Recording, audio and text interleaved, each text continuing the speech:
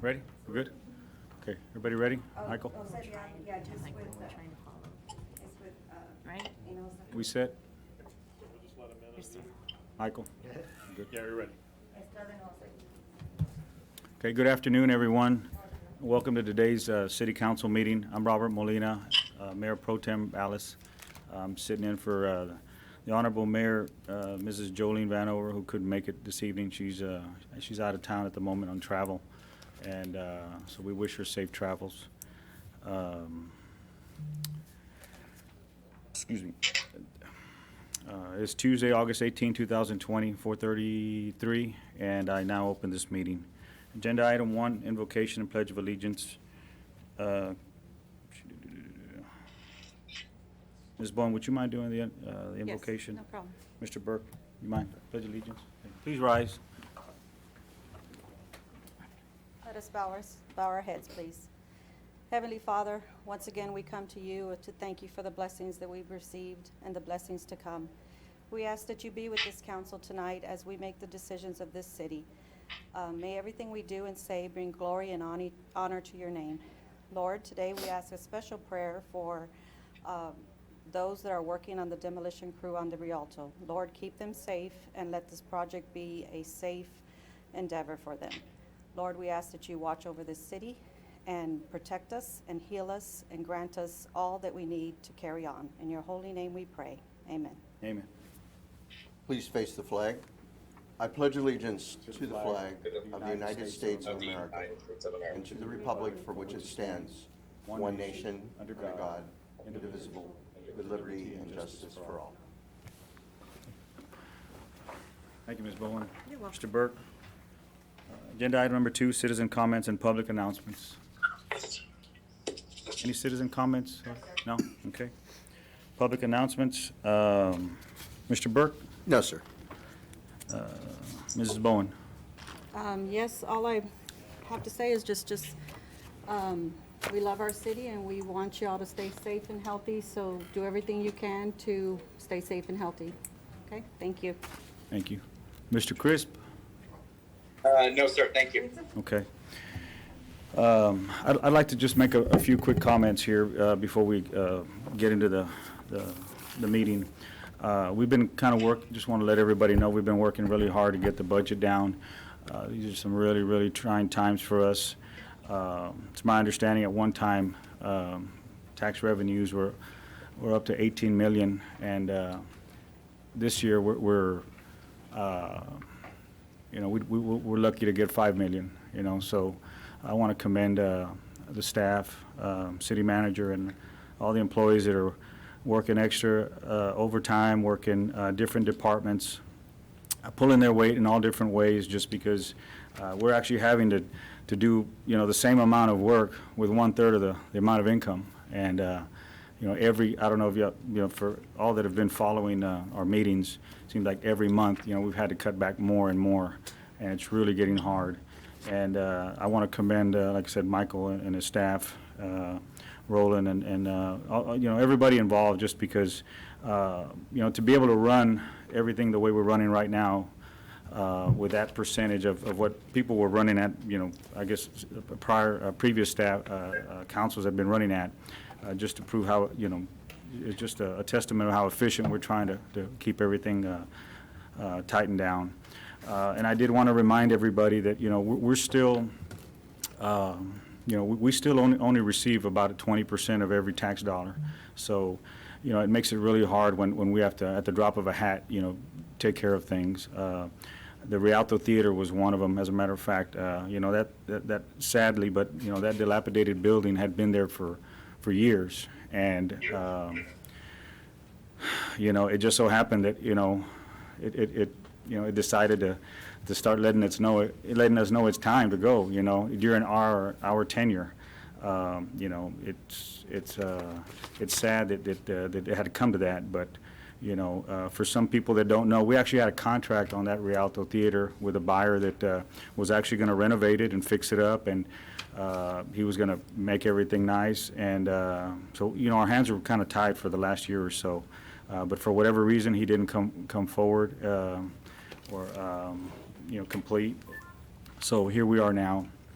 In light of you know, the economic downturn and where we're at right now, I did want to bring something else up, and I talked with Michael about it, and I thought it might be something it'd be interesting to show. Just like we're dealing with aging aging infrastructure, we do have a current issue with our city water tower. It's a beautiful landmark, and you know, it was built back, I believe, 1927, 168 feet, world record, Guinness Book of World Record back in 1976. But it's, you know, it's starting to tell us, it's starting to talk to us the way the Rialto is. And I brought this up here because I wanted to show you. This is just one of the pieces that fell off of it, and they continue to fall. And this is actually the rebar piece of it busting out, and you know, so there is a major safety health issue, or at least hazard out there, and that's another thing we need to tackle that's not really on the books. You know, it's hard to address different things when you just don't have the money. You know, I mean, it's real easy to say, well, let's build another tower. I mean, we already have 3 functioning, beautiful water towers. You know, this one is more of a aesthetic. It's actually been out of service since probably 30, 40 years. Yeah. You know. So that's going to be another obstacle that we need to tackle, and you know, it's real easy to just say, well, we need $1 million to do something with it, but where are we going to pull that money from? You know, we've been doing our best to not raise taxes and to keep everything normal and reasonable. So I just wanted to bring everybody into the picture and just kind of ramp up where we're at and what we're trying to do, and applaud the city for. Or at least the employees and the staff for doing a really good job. Thank you. Agenda item 3, Alice Fire Department staffing and introduction of newly hired firefighters.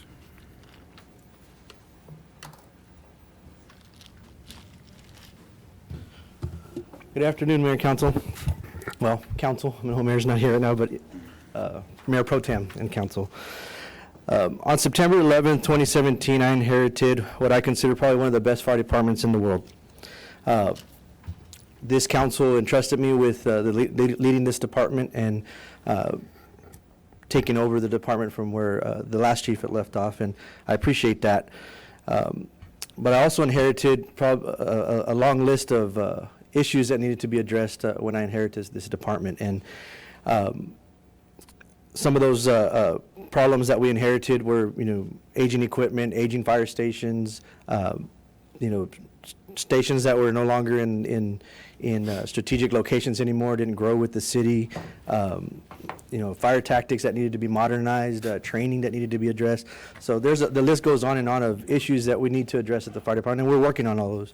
Though we're working very diligently. I have a great staff that are each one, you know, stepping up to the plate and tackling some of those issues. And so one of those issues was staffing. Everybody, or we've all heard the saying that a company's greatest assets are its employees, and I strongly believe that, and believe that even more now that I'm actually a leader in a department and have employees, and I realize how important those employees are. Without them, all the projects, all the programs can't happen, and so I've recognized that, and so staffing was a really important project that we needed to tackle. We were severely understaffed. They're not understaffed, but we had a lot of vacancies that were open that could not be filled. For whatever reason, you know, prior to me, those positions were left vacant. We didn't have anybody applying.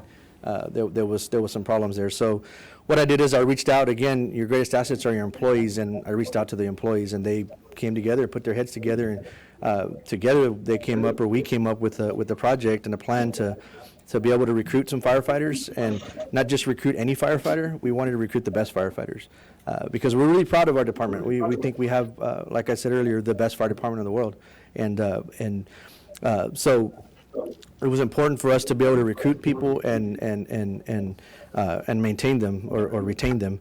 So we did everything from marketing ourselves through news media articles. We marketed ourselves through putting our, you know, if you go over to Spawn Shoreline, there in the ER, there's some art on the walls, some photo art, and some of our firefighters are featured in that.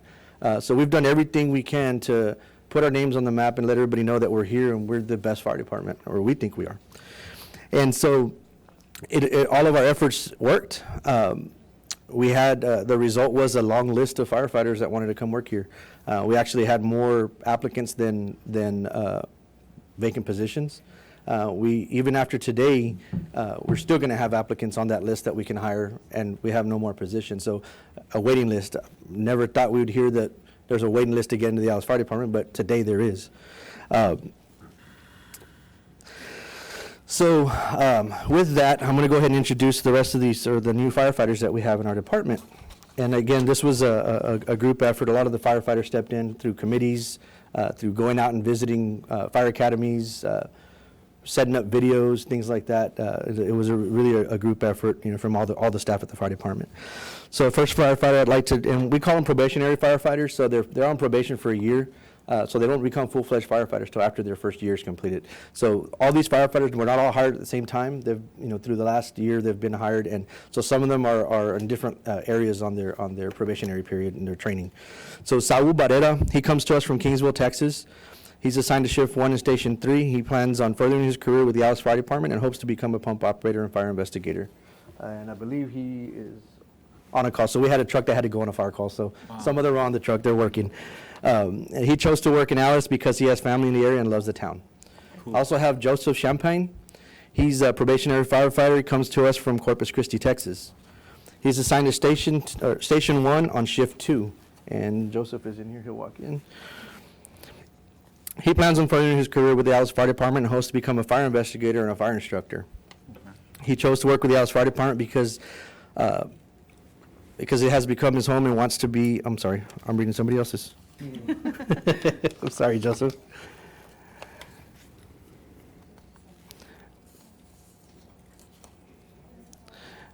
He chose to work in Alice because he liked the small town feel. Benny Clegg is also on a fire call right now, so he's not going to be able to come in. But Benny Clegg comes to us from Fremont, Texas. He is assigned to Shift 1, Station 1. He plans on furthering his career with the Alice Fire Department and also wants to be an investigator and an instructor. He chose to work in Alice because it's his home, and he loves to be able to serve his community and the surrounding areas. Matthew Cortez, who is not here tonight, he literally just got hired today. It was his final interview. He's going to be assigned to Shift 1, Station 1. He plans on furthering his career and hopes to work on the ladder truck and obtain rescue technician certifications. He chose to work in Alice because his statement was, wants to serve the smaller community and be a part of an outstanding fire department. Kevin Figueroa. Kevin Figueroa comes to us from Corpus Christi, Texas. He is assigned to Shift 3, Station 1. He plans on furthering his career with the Alice Fire Department and becoming a great, skilled firefighter. He chose to work in Alice because he was given the opportunity to start his career with an outstanding fire department. Gabriel Guerra. Gabriel Guerra is also a probationary firefighter who comes to us from Corpus Christi, Texas. He is assigned to Shift 3, Station 1. He plans on furthering his career with Alice Fire Department and hopes to learn as much as he can to excel in being the best firefighter he can and prove himself to everyone who surrounds him. He chose to work in Alice because he felt very welcomed ever since the Alice Fire Department visited his fire academy class in 2018 and gave reasons to work for Alice and passed out applications. He stated, "I could feel how close they were since they were a smaller department and knew each other so well." Richard Gutierrez. Richard Gutierrez is also on a fire call, right? Yes. Richard Gutierrez also, he just left on a fire call, but he comes to us from Petronila, Texas. He is assigned to Shift 1, Station 1. He plans on furthering his career with the Alice Fire Department, hopes to be part of this community for years to come, and doing all he can do to help build a progressive fire department that will set the standard and on protecting the city of Alice. He chose to work in Alice because he is from a small town himself, and he feels he could do more for a city that he feels connected to. He recognized the camaraderie between the department shifts and realized that this was where he wanted to be a part of, and this is where he felt like he was meant to be. Thomas Hale, probationary firefighter Thomas Hale, comes to us from Corpus Christi, Texas. He is assigned to Shift 2, Station 1. He plans on furthering his career here at the Alice Fire Department and hopes to work on becoming a driver-operator and becoming a fire instructor. He chose to work in Alice because he wanted to give back to the smaller community to help whoever is in need. So these are the ones that are here. The others are on a fire call, and I'd like for you to join me in welcoming them. These guys are going to be a great asset to the fire department. I feel very confident. Our screening process to screen firefighters was also revisited, and we changed a lot of things on that. So these guys, the long list of firefighters, these are the ones that made the cut, and we're able to, like, again, we only want the best firefighters working here. So we worked really hard to make sure that we screened them properly and make sure that we were getting people that we felt were going to fit into our community and fit into the goals and the vision that we have as a fire department. And so that was really important to us when we were recruiting, is to transfer that image and let them know what we were about, so that way they could see if they really wanted to fit in with us or be on the same page with us as what we were doing with our department. So I also want to close it out. I know we've got a long agenda. I'm going to close it out with thanking you guys, the entire council, for supporting us and being patient with us and understanding, where we're going and the direction that we're taking the fire department. And I also want to thank you for entrusting me to lead them that way. And so in the fire service, we have not just the fire service, but there's a tradition of receiving a coin for a challenge. And so we have these challenge coins that we made, and all of these firefighters have accepted the challenge. And so what we're hoping is that we're thanking you for helping us meet that challenge of becoming fully staffed. And I don't think it's been a long time since the Alice Fire Department has been completely fully staffed, and tonight we get to tell you that. So thank you for helping us achieve that challenge, and I'm going to issue each one of you guys a challenge coin. Yeah. And Pete, I know Pete, we'll get you yours. I know you're not physically here. Virtual. Yeah. Oh, thank you so much. Hey, Pat, you're awesome, man. Appreciate it so much. Thank you, Chief. Appreciate it. Thank you guys so much for joining the team. Thank you. Yes, thank you and welcome. All right, guys, thank you. On behalf of the city of Alice, we really welcome you and appreciate it, and real proud of what y'all are doing for us, and got nothing but love for you guys. Anybody that's running in when most folks are running out, very big sacrifice. Thank you so much. Appreciate it. Thank you. God bless you. I wish I got time. You're good, man. Do y'all want to take a picture? Yes. Sure. I'd love to take a picture. Well, y'all want to just get over there and then y'all can stand behind them? Sure, we can stand right here. That's even better.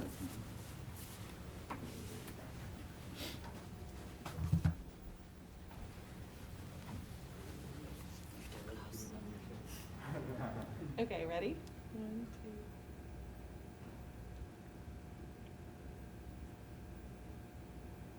2. Okay.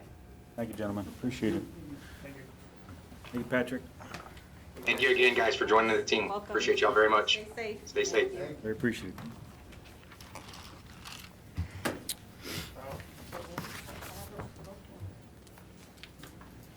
That was really nice. Thank you, Patrick. Yes. Okay, agenda item number 4, information from city manager, coronavirus updates and Rialto Theater. Mr. Esparza? Just wanted to give the current number that we have for Jim Wells County so far on the COVID-19 cases. It's the new number is 872 cases, and that's countywide. Just want to remind the public to be careful and cautious, and be careful about touching your face, keeping hands clean, and wearing a mask out in public or when you're in going to these different businesses in town. So we just need to be more careful as we can. The numbers, are rising. So Right. That's where we are at last report is 872 Okay. for Thank you. countywide. The Rialto Theater, we contracted with a demolition company, so they started on Saturday. We met with the businesses on Thursday. On Friday, we did some temporary parking, kind of like a parking lot, narrowed, didn't close the whole street. So we made sure that the businesses there their clients still had access to those businesses. And we did heads-up parking, so somebody can go in and back up and leave. And we did talk to the businesses. They were, concerned as the demolition was going to go on, especially the one that's right next door, and its kids' closet is right next door, and we visited with them. The people that are going to, when they demolish the top part of it, they're going to be doing it mainly by hand. And they may use some manual jackhammers and things like that, but knocking at things inside. So the process is probably going to be about 2.5 weeks. I did talk to the Channel 3 News Sunday night, and they asked some questions about it. They talked about the letter, the Rialto letters, and the marquee, and those things are, we put them in a trailer. We're going to be auctioning them off. Some of the glass blocks inside also will be auctioned off, so that stuff's getting secure. There was some talk about the seats and things like that. I know that from one of the last reports, I'm not sure if there was a lot of seats inside, but they've been, there was no roof in the inside. It was just in that front part. So anything in there has been there for, 40 years left to rust. So I don't think that there's anything more salvageable except the glass block. But it's coming along. I hate to see it leave, but like other things, when you leave something vacant for so long, things like that are going to happen. But the process is going through, and the company is being very careful as they start that process. They are going to notify the neighbors when they start chipping away on some of the higher parts of the wall. And to let the public know, the side retaining walls are going to stay, but the top portion of those side retaining walls, where the steps, it looks like staircase steps in the concrete in a way, that's, the top part is a parapet wall, and that is going to come off, but the bottom part will stay in there as well. So just want to let the public know, be patient with us, and it will get taken care of, and things will be back to normal downtown with the traffic flow and the parking. Okay, thank you. Any questions, Mr. Burke? Mrs. Bowen, any questions? No, just thank you, Michael. Thank you very much. Mr. Crisp? No, sir, thank you. Okay. Thank you, Michael. Appreciate your urgency on moving on that and getting it done. And it's my understanding y'all went door to door, right, to all the Yes. patrons? Okay, all right. Appreciate it. Thank you. Moving on to the next agenda item 5. Discuss, consider, and act upon approval of city council minutes for the July 21st, 2020, August 4th, 2020, August 12th, 2020 city council meetings.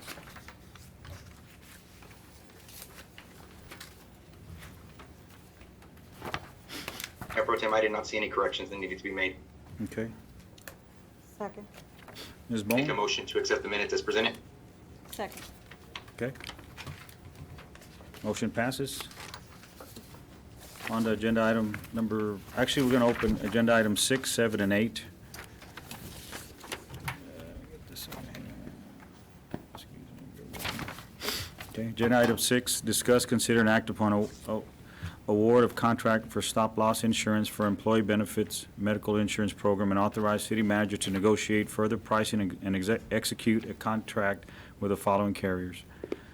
Agenda item number 7, discuss, consider, and act upon award of contract for A, group medical employee benefits program, self-insured medical and pharmacy, including stop-loss insurance, administrative services, third-party administrative services, pharmacy benefit manager, employee assistance program, provider networks for medical and pharmacy, wellness, chronic disease management, COBRA, administration and telehealth, and B, ancillary employee benefits program for B1.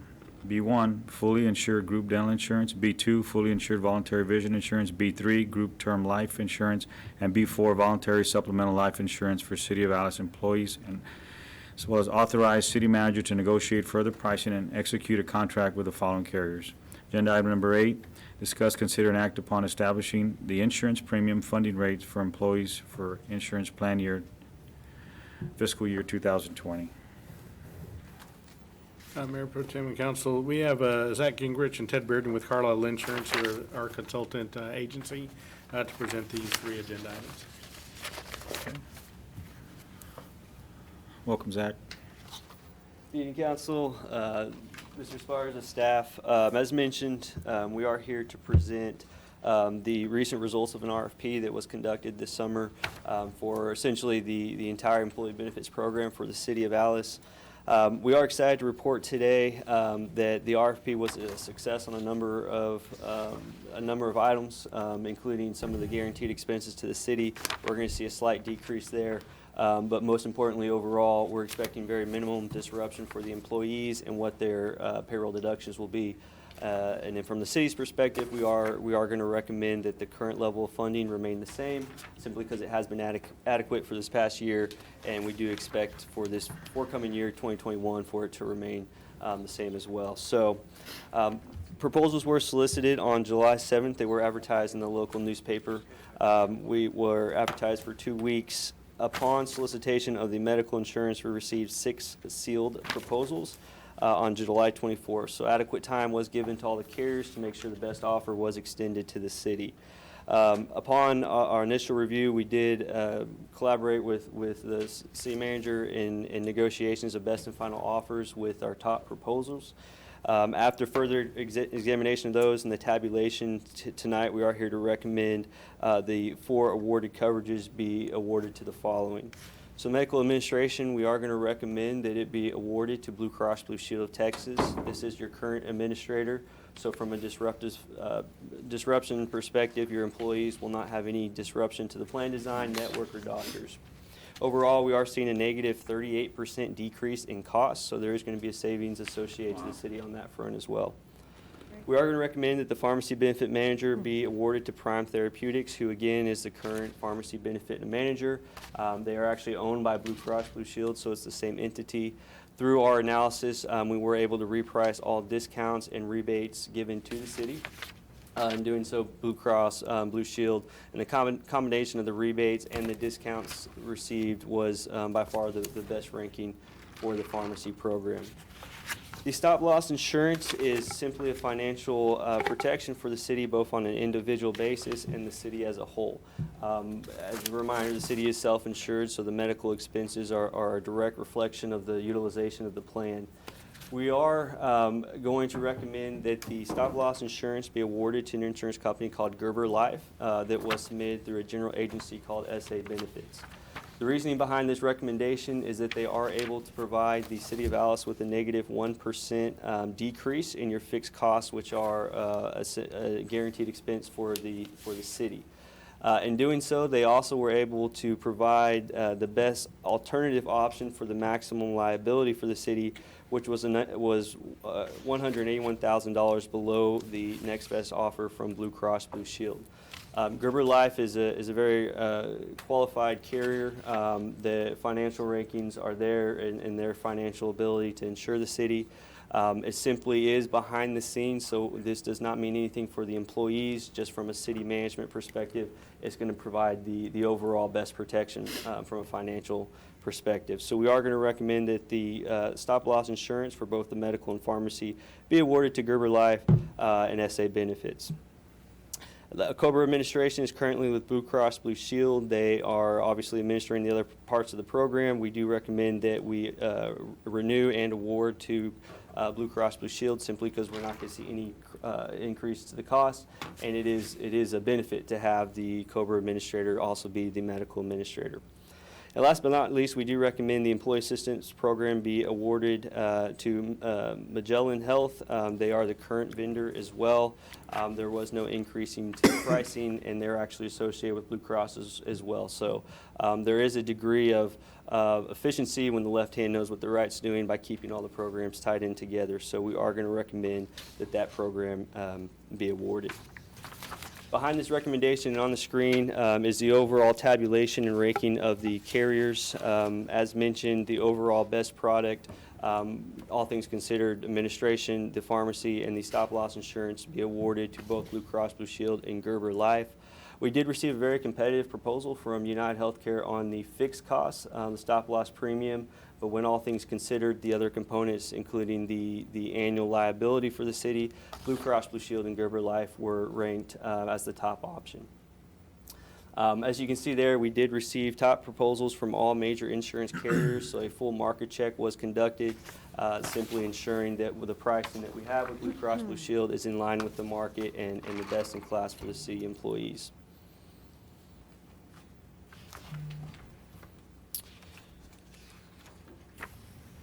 From there, I'll be happy to open up to any questions on the overall tabulation or analysis. Any questions? Anyone? Mr. Burke? No, Ray. Ms. Bowen? No, thank you. Mr. Chris? No, thank you. Thank you for your diligence in getting this together.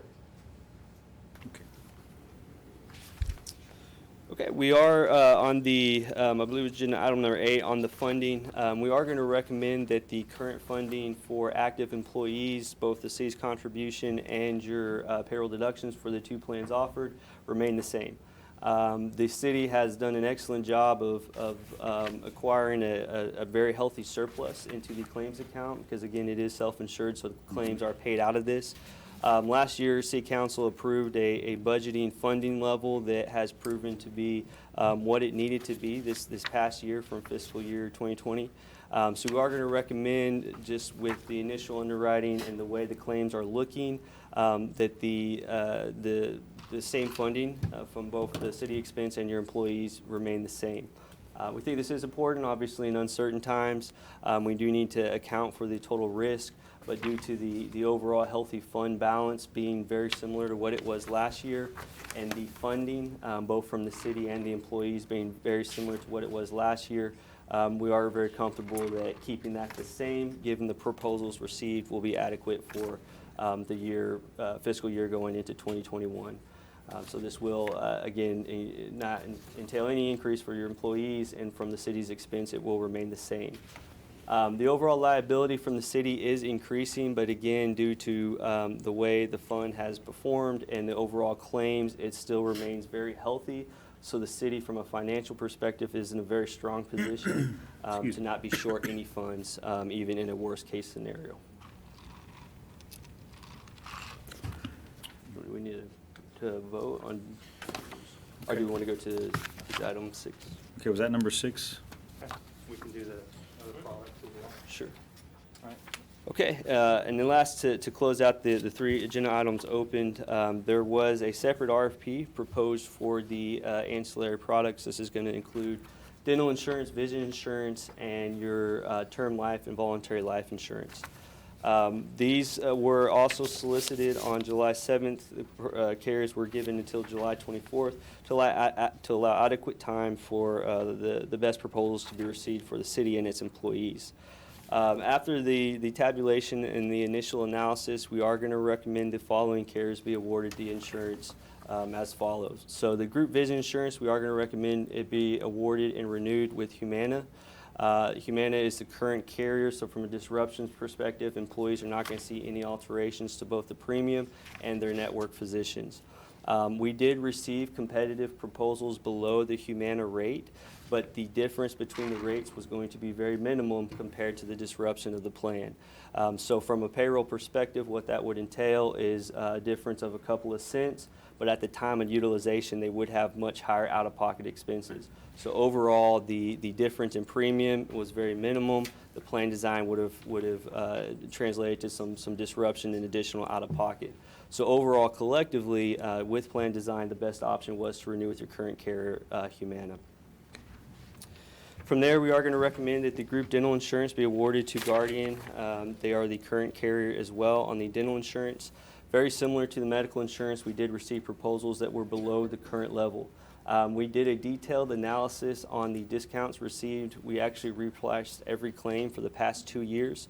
So I think it was close to 10,000 claims that were repriced. In doing so, we did find that Guardian had the best discounts of about $12,000. So if we were to look at, again, an alternative option with lower premium, we would feel lower payroll deductions on a monthly basis, but at the time of utilization, the dental procedures being $100, $200, $300 plus, the employees would experience more out-of-pocket expense at the time of utilization. So it did give us some pretty, some grounds to stand on to assertively recommend that the insurance, just due to the discounts received with Guardian, remain in place. And again, similar to the vision, there will not be a disruption in the providers through the Guardian insurance. Last, the group term and voluntary life insurance, we are going to recommend a switch on this front to the standard. The standard was able to provide the city with the savings of negative 16%. The city of Alice currently offers all employees a basic life insurance policy of 1.5 times their annual salary. So that's simply with their employment here. The 16%, negative 16% savings we're seeing is going to be savings to the city. From a voluntary perspective, the standard has agreed with our negotiations with them to honor all voluntary life insurance elections and allow all employees to elect up to $100,000 of life insurance without evidence of insurability. So all your employees here at the City of Alice do benefit from having lower life insurance rates because it is based on a group chassis. From the guaranteed issue amount of $100,000, employees can purchase up to $100,000 of life insurance without any questions asked. So it is that's per industry standard to have it around $100,000. But again, for them to honor all voluntary life insurance, current elections, the employees will not have any loss or gain of coverage, and will again be extended the opportunity to have a true open enrollment and apply for $100,000 without questions asked. So that is one recommendation we are going to make to be awarded to the standard. It is all behind the scenes, and we sure hope that we don't have to file any life claims, but from a utilization perspective, we don't expect any disruption for the employees on that front. At this point, we'd be happy to open up to any questions on the recommendations on the group, vision, dental, and life insurance. Mr. Burke, any questions, sir? No, sir. Mrs. Bowen? Yeah, life insurance standard, is that a new, that's not the one we got Yes, ma'am. previously? It is going to be new. The current carrier is with Dearborn National, so the Dearborn. standard would be the recommended new carrier. But from employees' perspective, no disruption. From the city's perspective, we'll see some savings on Okay. that award. Okay, thank you. Mr. Crisp, any questions, sir? No, sir, thank you. Okay. With their recommendation, one thing that we need to make sure is that we, there can be a motion to approve the recommendation, and then we do have to name the rates for the employees, a funding rate. And then we also have to have the rates for anybody else on the plan that's not an employee. Yes. And so the recommendation will be the max funded rate for anybody else that's not an employee, and that's going to be the $779 and 84 cents per month. But the funding rate that we're funding is a $436 for employee. Roland, that's our current rate, right? The $436 we're funding.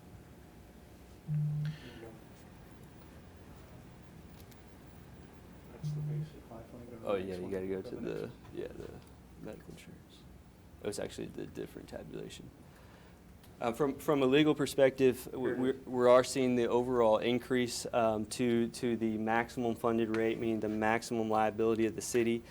So from a compliance standpoint, you can fund COBRA rates, retiree rates to the maximum funded rate. So it was the recommendation that the COBRA retirees and other non-active eligible members do be increased by the 6% because the maximum liability is increasing.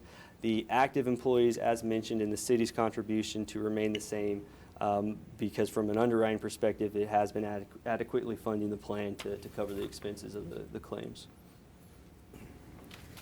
Did we have that in there? It's actually the previous one is 062623. So can we go back to the other file? Yeah, well, that's the 436 is from the city, the current funding. That's, increased funding, no, that was, our recommendation was keep the funding the same, Right, yeah, so but we needed to have it for funding, individual. right, it would be the overall 7% increase. Oh, okay. Yes.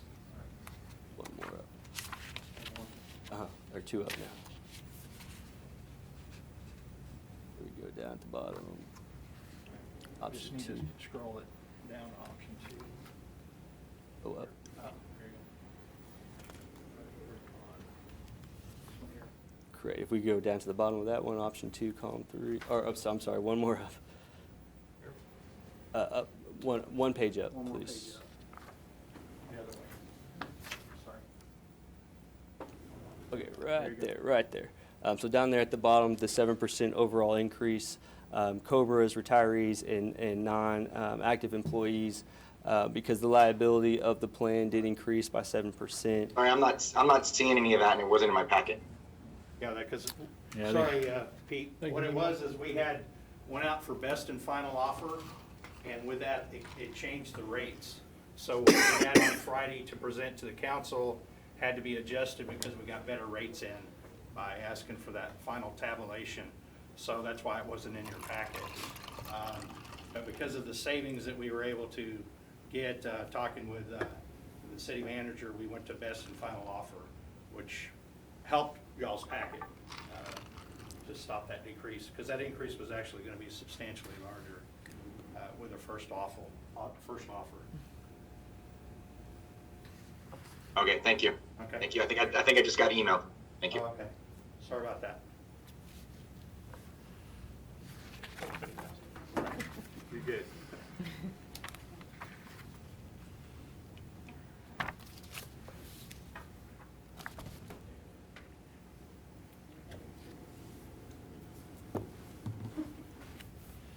Okay, so, Michael, does it have to be a three-part, or can it be in taking recommendations off of?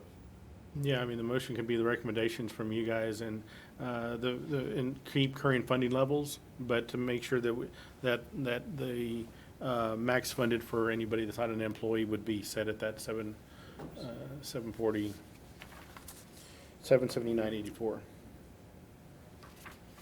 Yeah, and if that's a recommendation, then they can move to follow the motion as recommendation. stated, Yes. right? Okay, if there are no questions, I'll entertain a motion.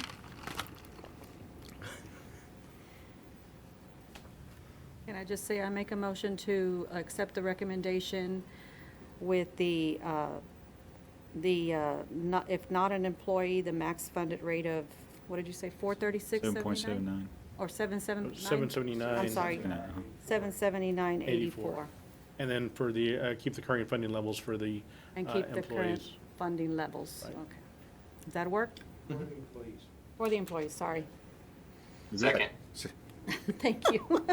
Okay, all in favor, say aye. Aye. Aye. All opposed, Aye. same sign. I did write it down. Okay, All right, motion thank you. passes. Thank you all. Okay, All right, Stay thank you. safe, all right, guys. thank you. Mhm. Good to see you, Ted. Mayor Pro Tem, could I ask that with the delay, that instead of asking for an aye for like opposed, can you have us just say opposed in case I have a delay? Sure. Absolutely. Thank you. Okay.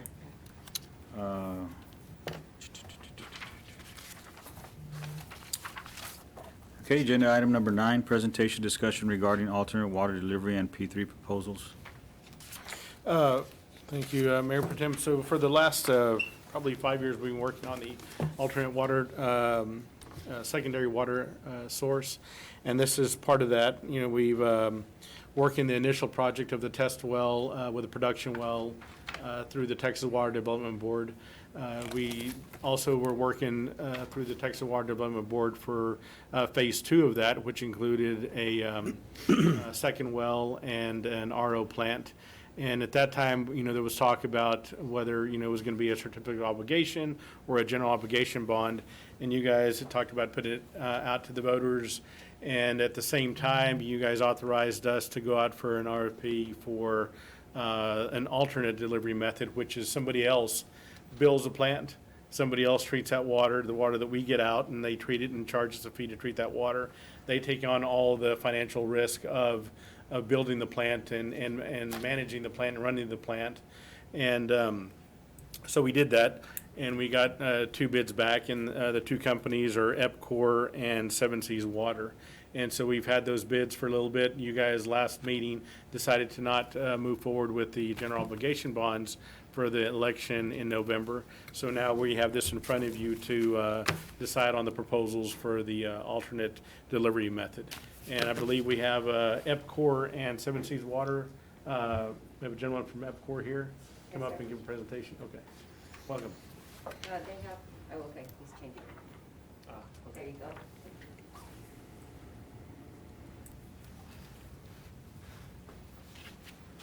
Good evening. Good Mayor evening, Pro sir. Tem, members of Welcome. the council, Michael and staff. Thank you for the opportunity to come and introduce our team and introduce our option for you. My name is Michael Earlbeck. I develop business for EPCOR with regard to privately financed infrastructure, so thank you. The P3 side of the business is where I work. I'd like to also introduce Zelina Serna is with us. She's with Norris Leal Engineers, and so they're our partner here. So we'll, oops. I'm so sorry. Can you put that back to? Yeah, thank you.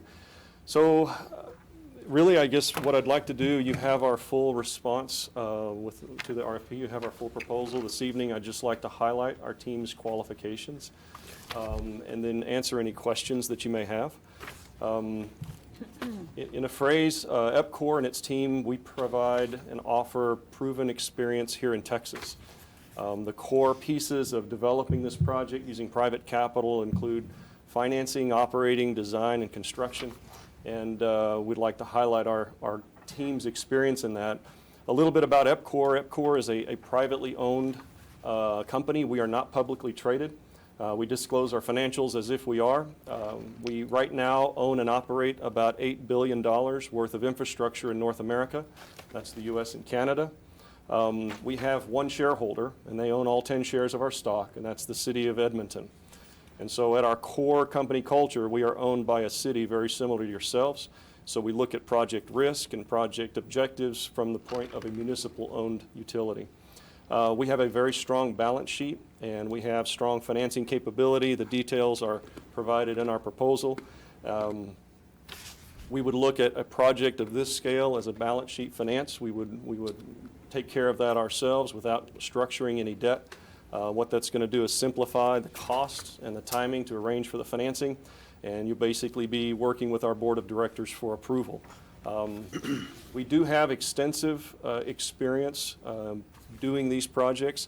Over the last 15 years, EPCOR has closed over $400 million of projects structured in private financing. These are either water treatment or wastewater treatment projects, some of them quite complex from a technical standpoint. We're doing acid mine recovery work in Canada, restoring ecosystems that are being damaged by tailings drainage. We do have RO. We treat for arsenic, iron. We are the largest water provider in the Southwest that's privately owned. We operate in Arizona, New Mexico, and Texas. And in Texas, we are also a leader in P3. The Vista Ridge project is not only the largest privately financed project for water in Texas, it's the largest in the nation, in North America. EPCOR is now an owner of that project, and we are the contract operator for 30 years. In a previous career, I spent 7 years with the Spanish company that contracted that project, and I was the commercial architect of that deal. So the RFI came out in 2010, and we signed the contract in 2014. So very familiar with how to structure these kinds of deals here in Texas and understanding how to get the stakeholders together, not only the client's needs and objectives in the contract, but also the investors, the lenders, and all of the other regulatory agencies. EPCOR right now, we provide water to over 660,000 people in the U.S. alone. We've been doing that for over a decade in 3 states, and we have not received a single notice of violation in all of that time. It's a track record that we're very proud of.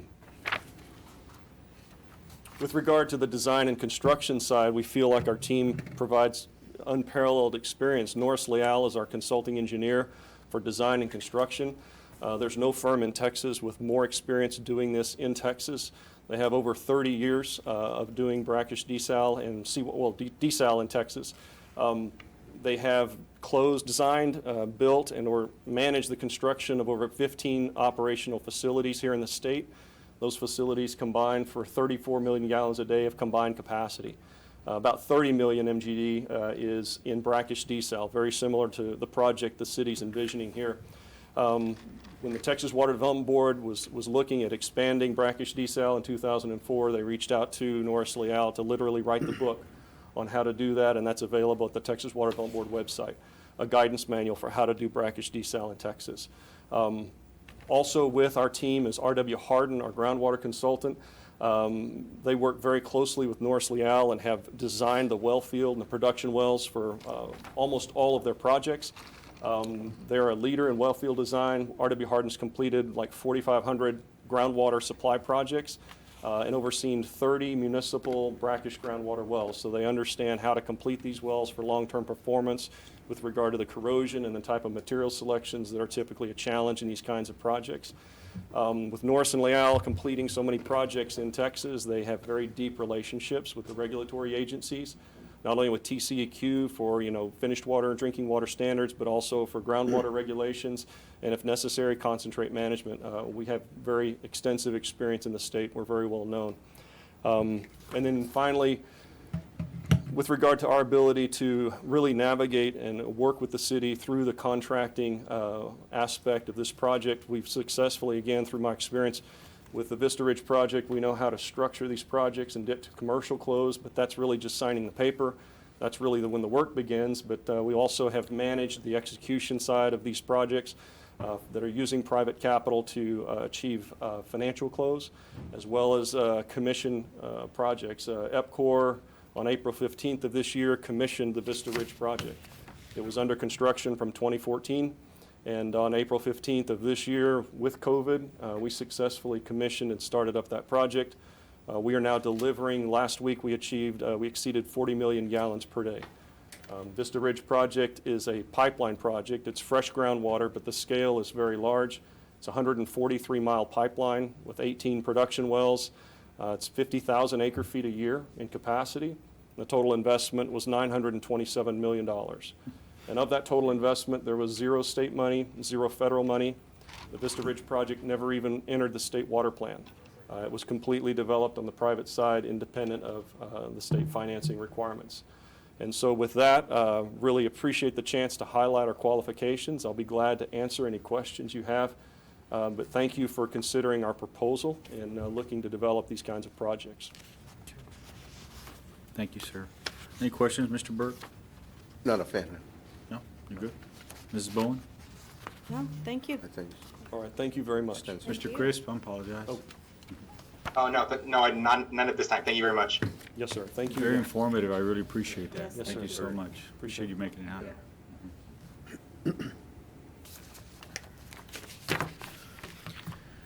Okay. We good? And next, I think we have someone here from Seven Seas. Are they on Zoom or in person? Good afternoon. I am on Zoom. Would it be easier for me to shall I share the screen for the presentation? Yes. Is that the one? Do it. Yes. Should work.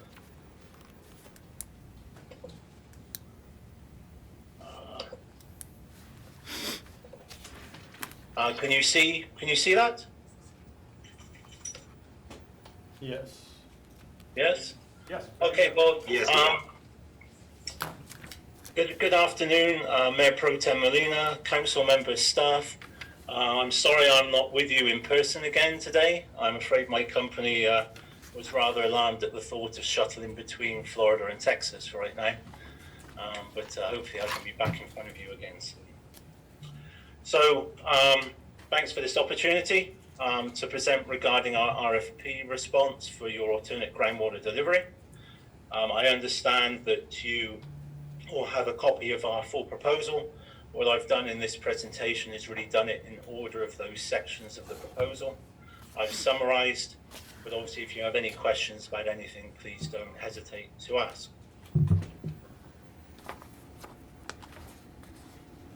So just to remind everybody of the parameters, we were asked to put forward a proposal to deliver 3 million gallons a day of treated water.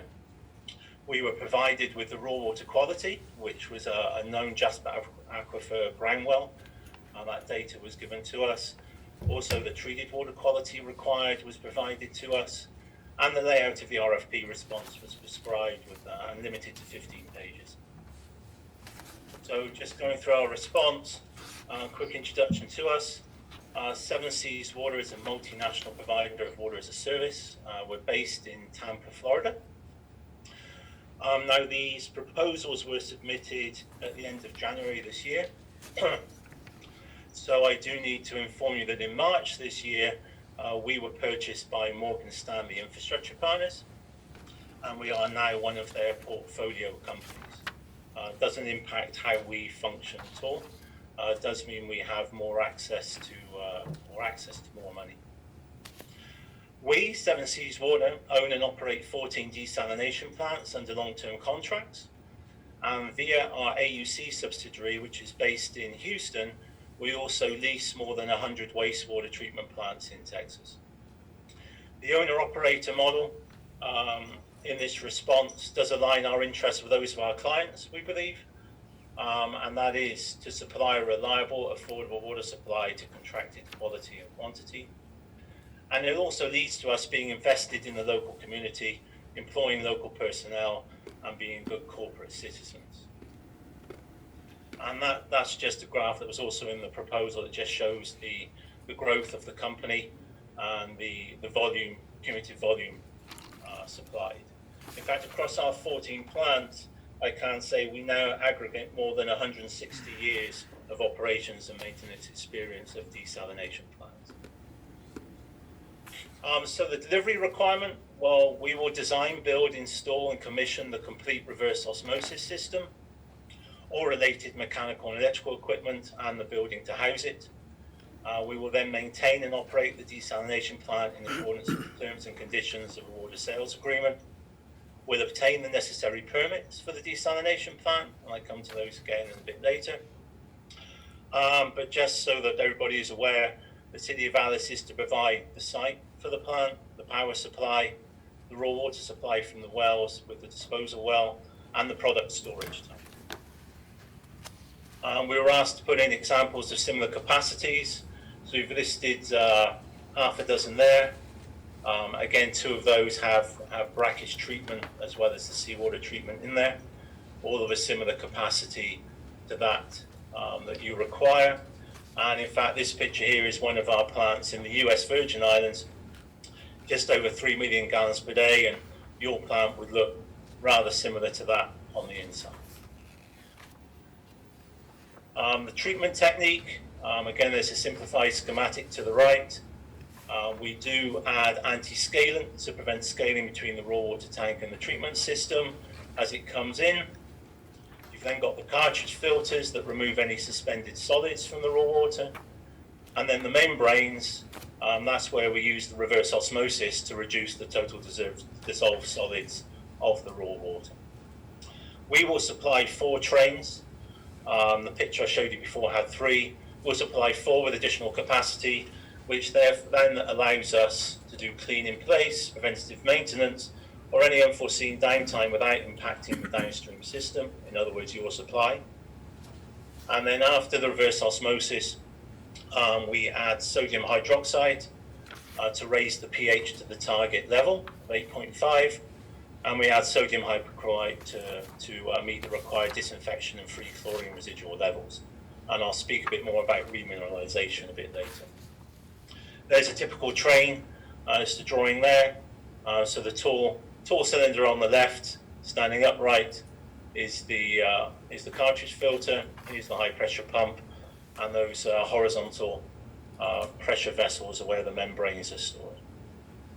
And downstream of the post-treatment will be instrumentation to measure pH, conductivity, turbidity, free chlorine residual, and H2S concentration, with a diversion valve for emergency use, just in case something is out of parameters. We can make sure that doesn't enter your supply.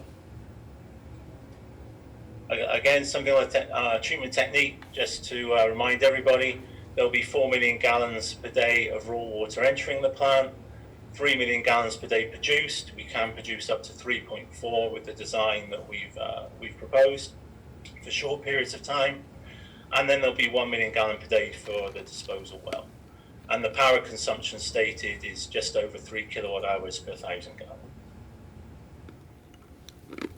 Water quality, just to make sure everybody's clear. So we will meet or exceed the requirements for operating the public drinking water system as set forth by TCQ. So that does include, but isn't limited to, continuous monitoring of disinfection residuals, independent third-party lab analysis of the product water. We'll employ trained and certified operators that hold the necessary class license based on the number of connections the plant will serve. We will maintain and hold certification records, inspection, and all other logs for at least 3 years. And we'll maintain and hold the monthly operating reports, chemical analysis reports, customer service inspection reports, and communications for at least 1 year. Section 6 was ownership and control. So we will finance and own the desalination plant for the contract term, proposed 15 years. And in the RFP, it did state that at the end of that 15-year contract term, the city shall own the reverse osmosis facility and have the option to renew the contract.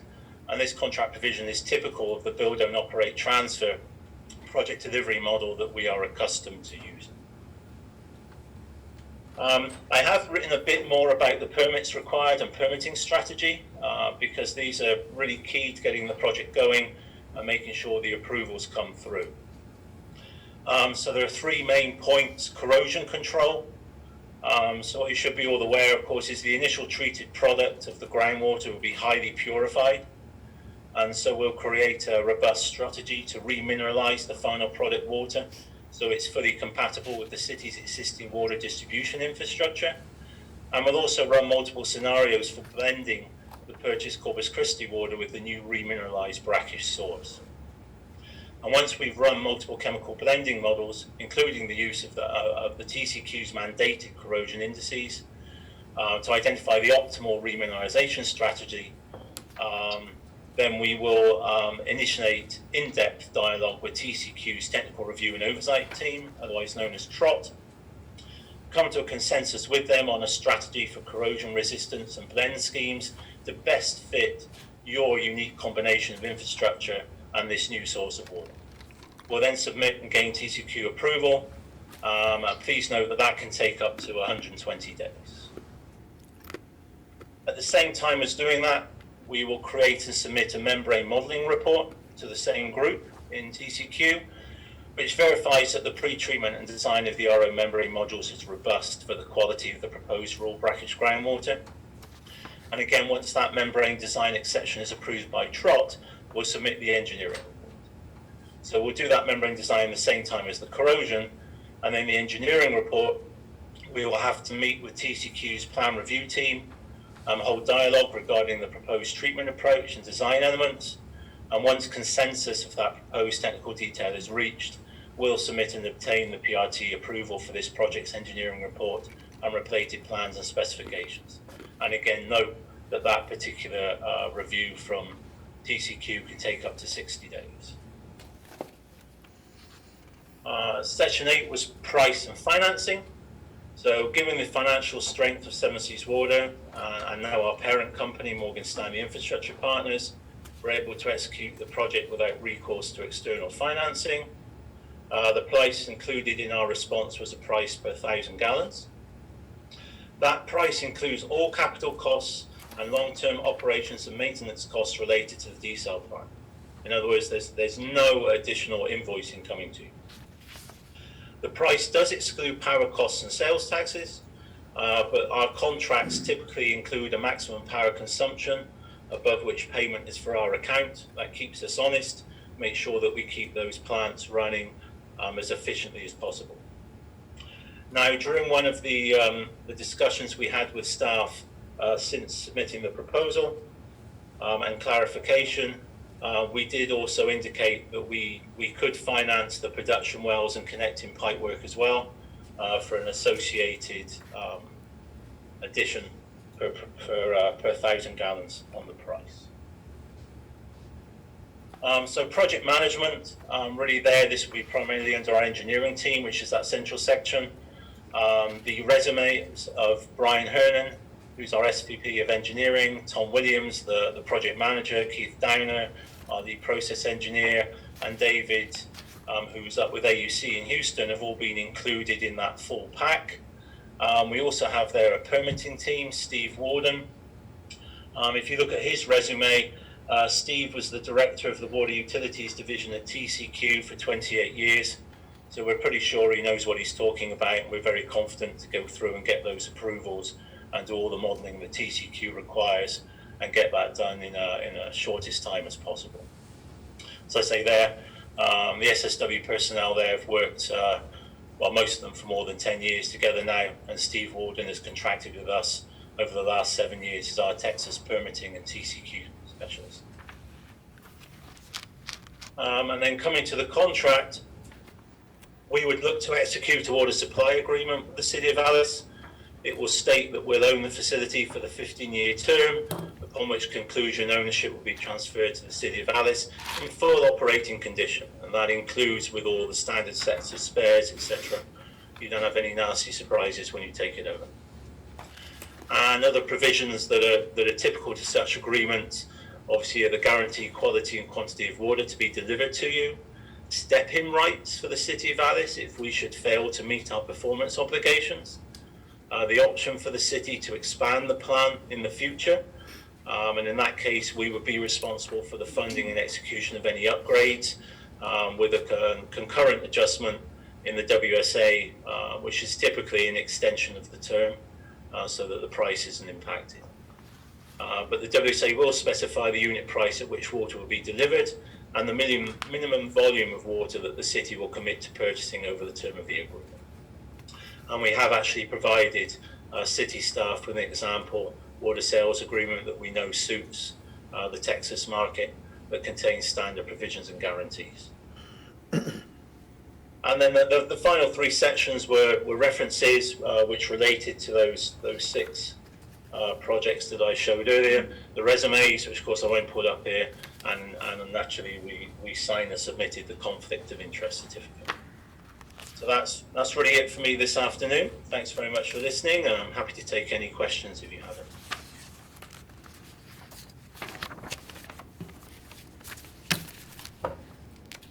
And I'm sorry, what was your name again? Sorry, I didn't get your name. Oh, Richard Whiting. Thank you. I'm the Vice President of Business Development for Seven Seas Water. Thank you, Mr. Whiting. Mr. Burke, any questions? No, sir. All right. Mrs. Bowen? Yeah, I have one question. You might have answered it, but I might have missed it. On page 12, you talked about the retention of inspection reports and logs for 3 years and so. Is that required by TCEQ? Is it? Yes, it is. It is, right? Okay. Yeah. So we're sure that that's the limitation of the years, the retention of the year. That's right. I mean, if you wanted us to keep them longer, we can keep them longer, but we're just showing that we will keep them certainly for that required by the TCQ. Okay, thank you very much. Thank you. No? Okay. Mr. Molina. Mr. Crisp? No, nothing at this time. Thank you for your presentation and time. Mr. Whiting, I just had a couple of basic questions. Can you hear me okay? Yes, I can. Okay, thank you. Is it a typical practice to blend, to do the blend to remineralize with surface water in your practice? Yes, we have that at quite a number of our plants where governments have had an existing supply and now supplement with diesel. And so, of course, the big news here in the States is what happened in Flint, Michigan, with all the quality issues. Right. TCQ have always been very good on the modeling required, and that's certainly why I spent time going over those slides, is that we're very aware we've had to go through with this on a number of our projects. So we're very aware of the modeling that's required to ensure that you don't get, even if you just get a funny color or taste, it causes you an issue, and that's an issue. We don't want that, let alone pieces coming off from the inside of your pipes. Okay. So we do everything we can, and we'll work with TCQ very closely to make sure that there are no issues with that blending. Thank you. And the last question I had, can you elaborate more on the disposal well and the actual 1 MGD per day, 1 MGD for of the effluent flow? Yes, so there will be the 4 million gallons a day coming into the plant. It produces 3. So there's 1 million gallons a day to dispose of. The water does come off or at a pressure. So hopefully that's sufficient pressure. We can sit down with staff and ensure that's sufficient pressure to dispose of it down the well, and there's not additional pumping required to do that. But that's typical, and again, that's one of those permits and one of the qualities of the effluent we put in our proposal, and one of those qualities that again TCQ will need to approve and will be disposed of on a daily basis. And that's just standard. Okay. Very standard, and that's happening everywhere in Texas. And we supply the disposal well, correct? Yes, through the disposal well. Yeah.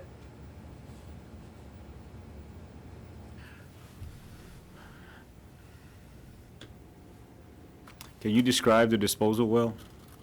Well, it's simply, I'm not sure the depth. It will have to be drilled out there. Obviously, we make sure that the depth of any disposal well doesn't impact on the raw water source. So it's normally not to such a depth, but it's at a depth with the geology that can take that volume of water and disperse that volume of water within it.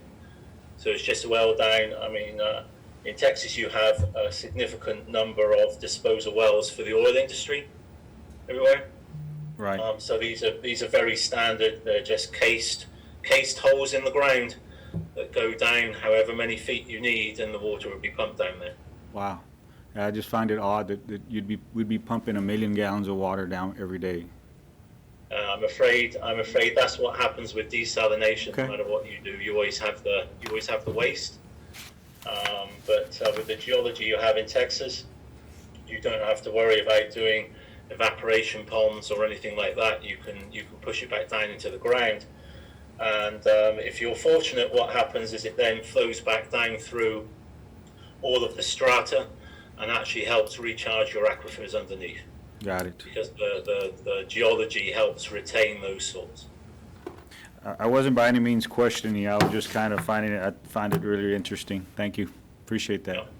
No problem. Okay. All right. Okay, well, I appreciate it. There's no other questions? Okay.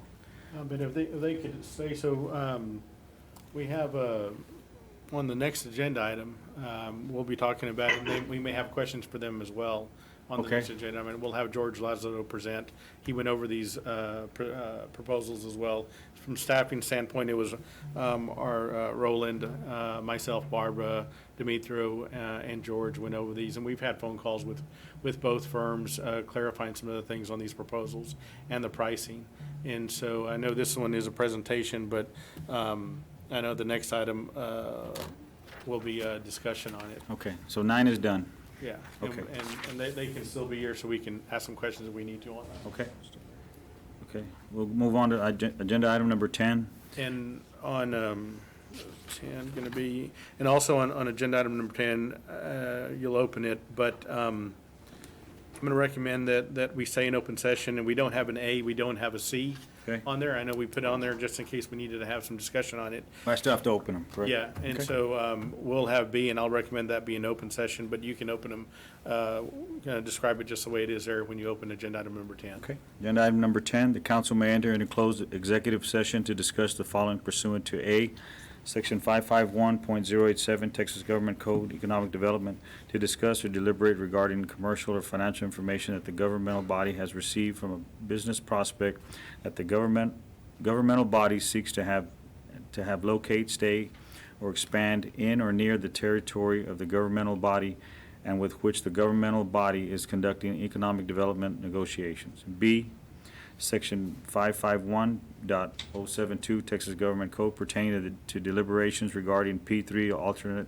water delivery system as listed on June 16, 2020 agenda.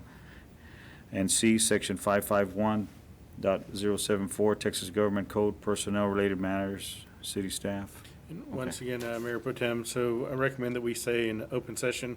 On agenda item B, we do not have anything for A or C. So if you want to, we can kind of move on to Okay. 11 if you So you don't. want to open 11? Yeah, John. Open 11 now? Open 10, 11 the same, or just? Yeah. Okay. There's no problem with that. Okay. Agenda item 11, deliberate, consider, and take action necessary regarding the alternate water delivery system as listed on June 16, 2020 agenda. Okay. Okay, they're both open. Thank you. Okay. So, thank you, Mayor Pro Tem and Council. We've spent a considerable amount of time from a staffing level and also from an engineering consultant level reviewing these bids. Now, normally, Bill Norris, who's been with us from the get-go on since 2015 or so, working on this secondary source of water.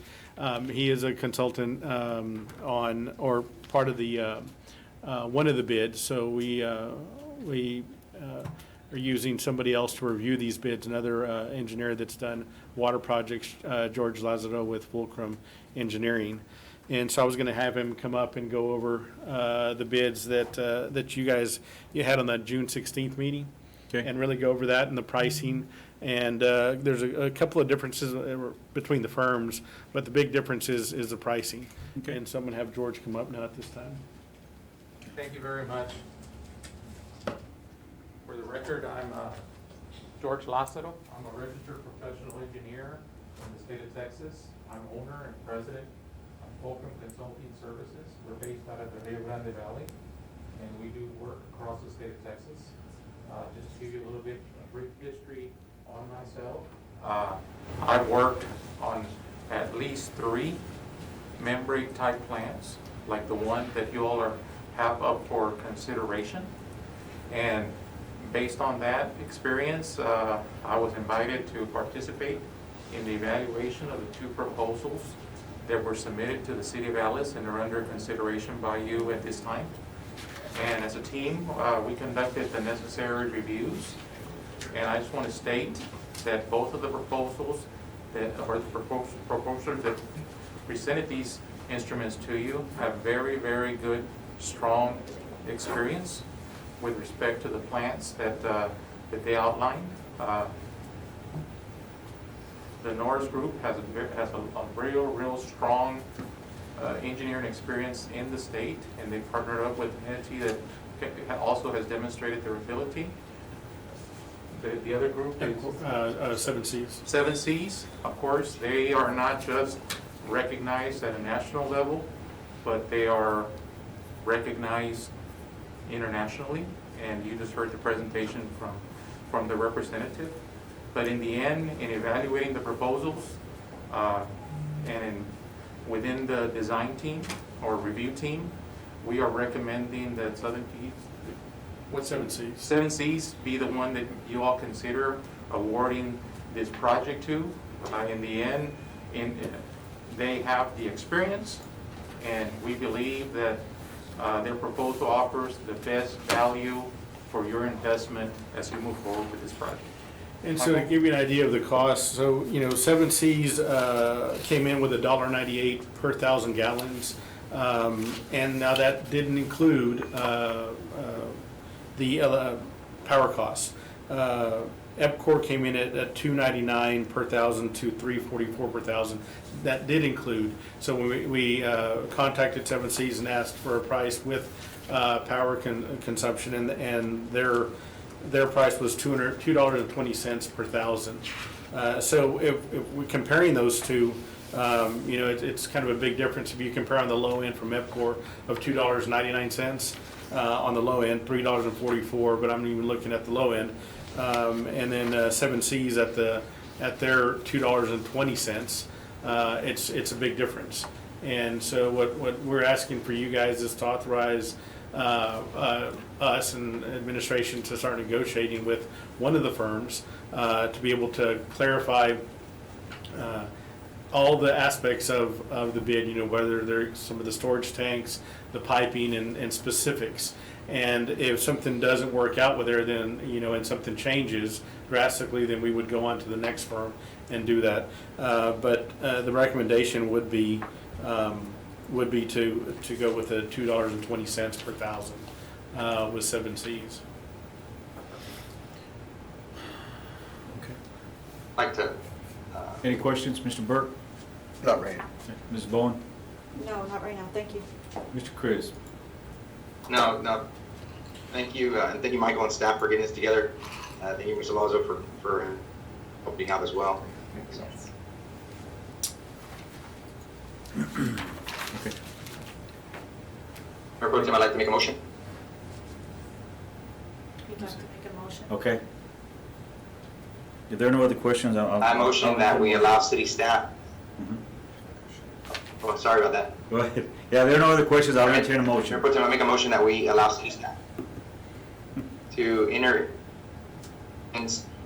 with 7 Cs for the Phase 3 desal plan.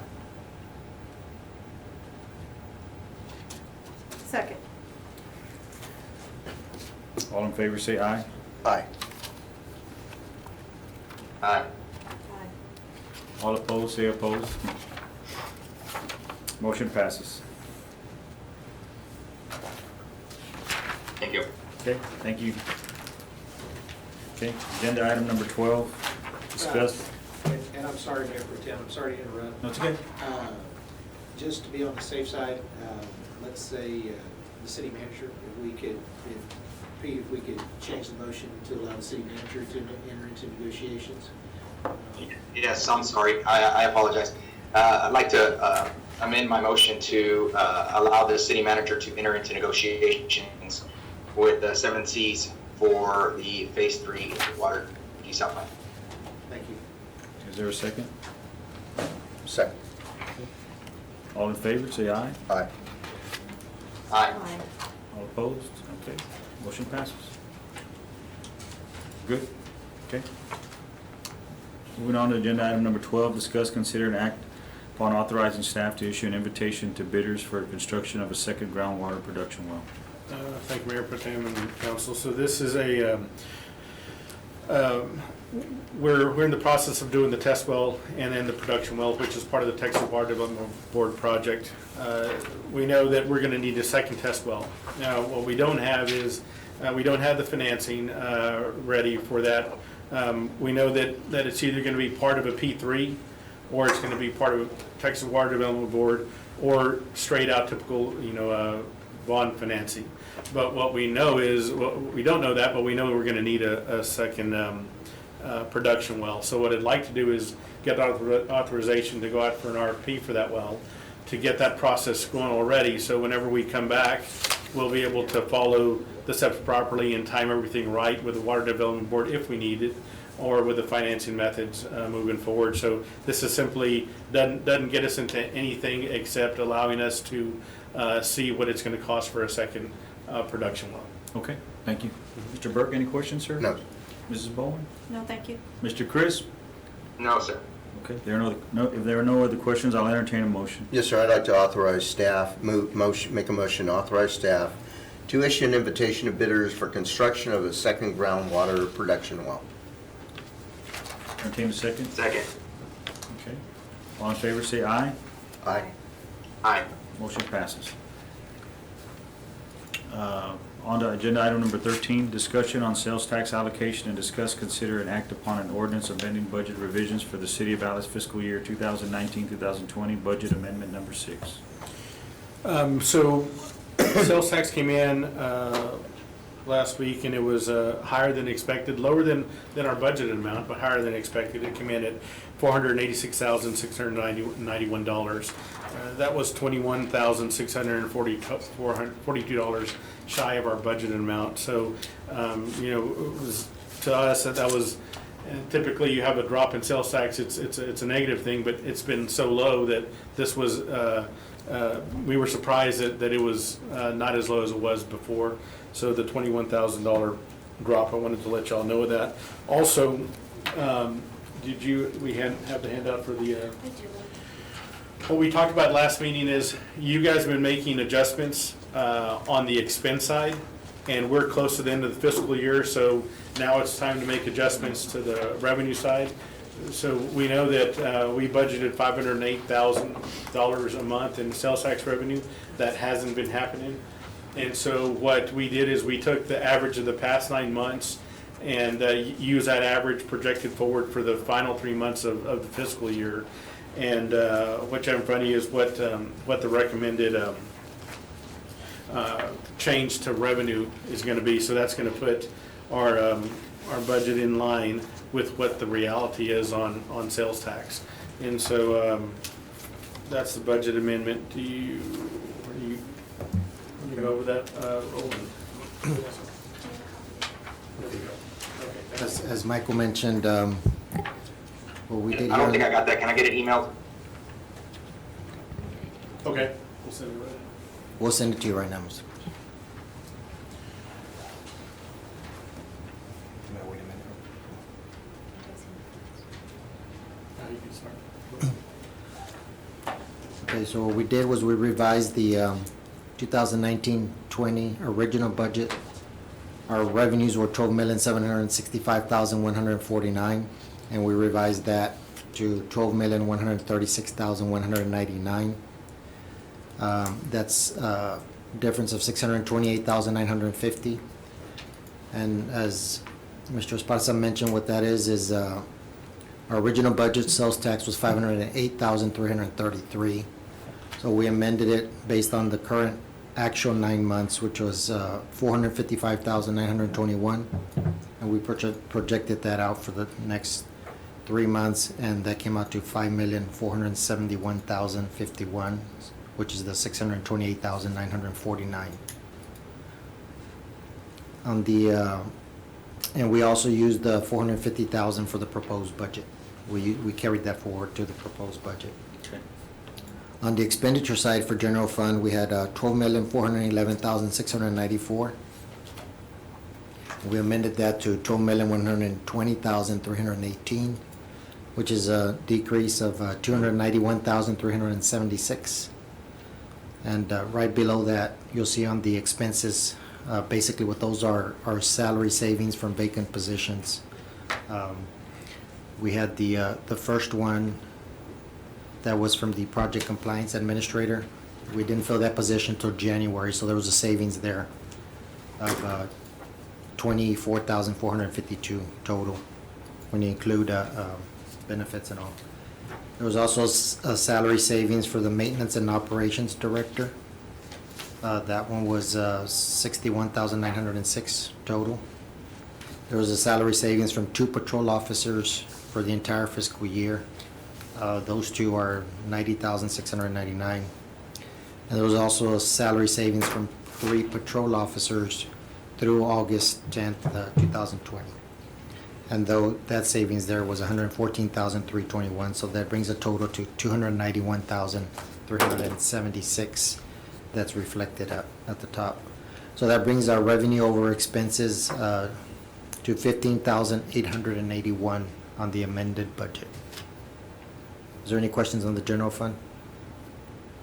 Mr. Burke? No. Mrs. Bowen? No, thank you. Mr. Chris? Yes. You said that brings it to what? 15,000? 15,881 on the amended budget. Okay, then why do we see 400,000 on the bottom of this paper that you gave us? That's we're on the general fund. The bottom one is the utility fund. Oh, okay, I got you. I'm sorry, I apologize for that. The general, Okay, the so general the top- fund is the top one. It's very, very small on my screen. I apologize for that. Yeah, no, Thank it you. is. Yes. So if you don't have any questions on the general fund, I can go into the utility fund and explain that one too. But I was opening it up for the general fund portion of it. Oh, okay, I see. Okay.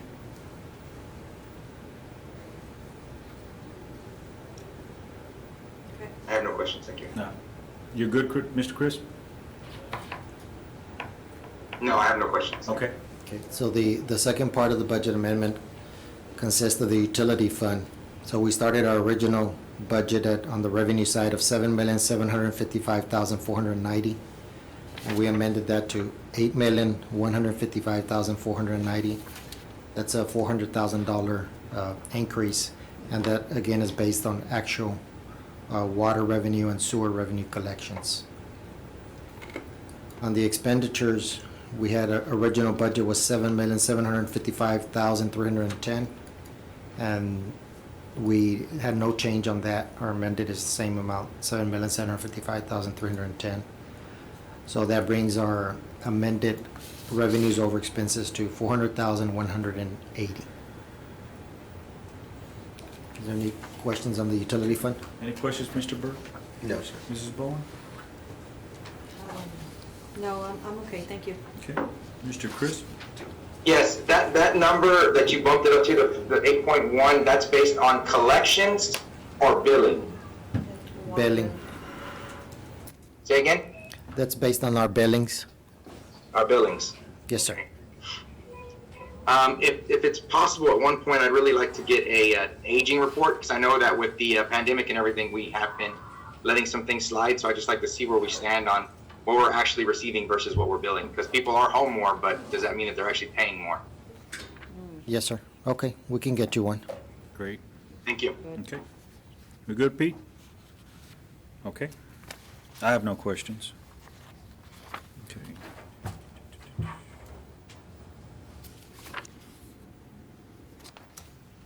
Okay, if there's no other questions, I'll entertain a motion on agenda item 13.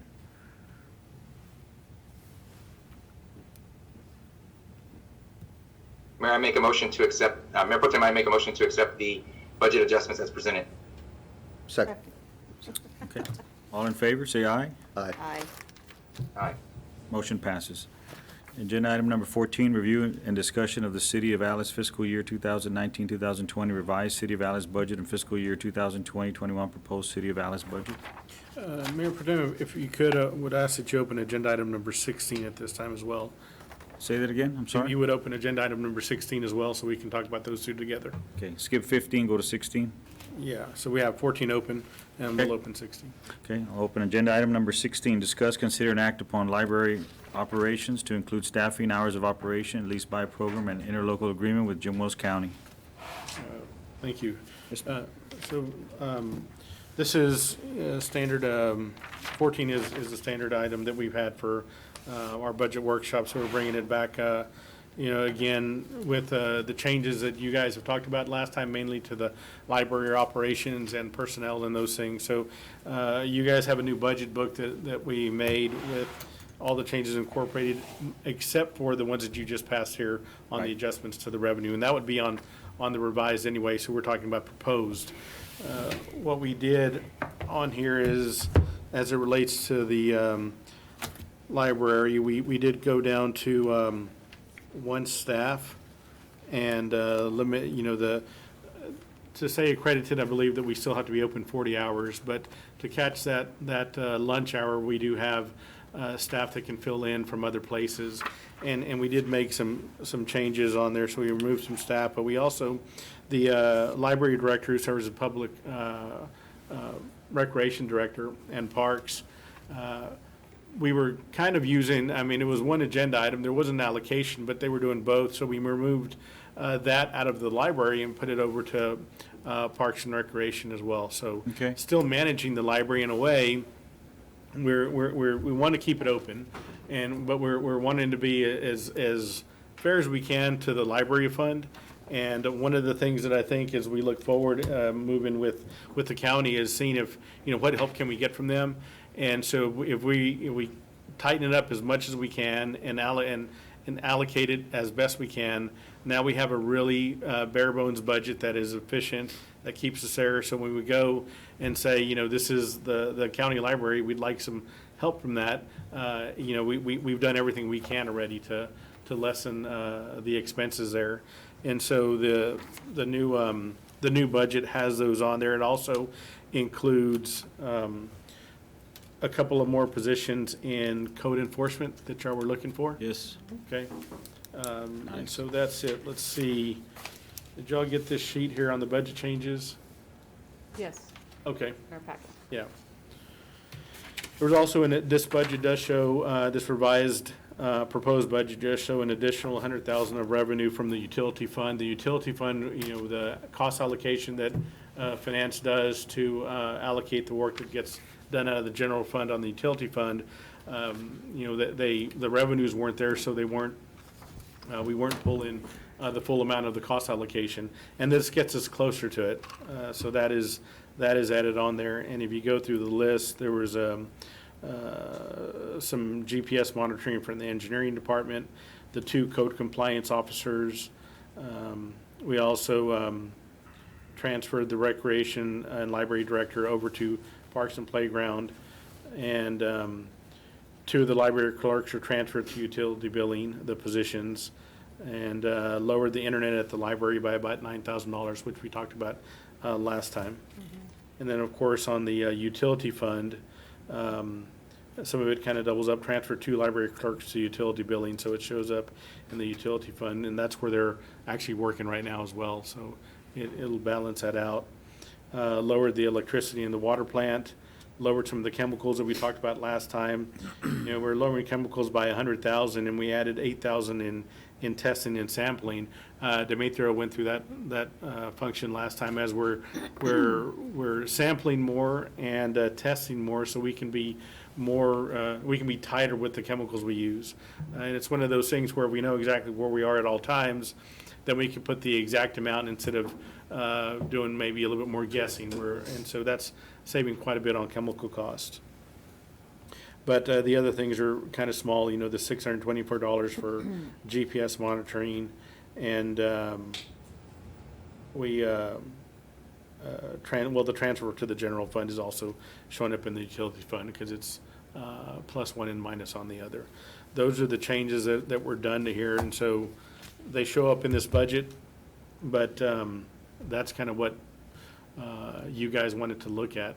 But now, we wanted to talk about the library and see if that's where you guys want to go with the one staff and the 40 hours a week and those things, because you wanted this to come back up as an agenda item. So we can talk about that now if you guys like to. I mean, I think we're there with the numbers that we're at right now. Just trying to what's the word for it? Trying to get the county on board to kind of help us out a little bit. But what we need now is just a recommendation from the council for you to pursue negotiations with them or talks with them or. Okay. Right. That's pretty much what we're open for right now. Mm-hmm. Okay.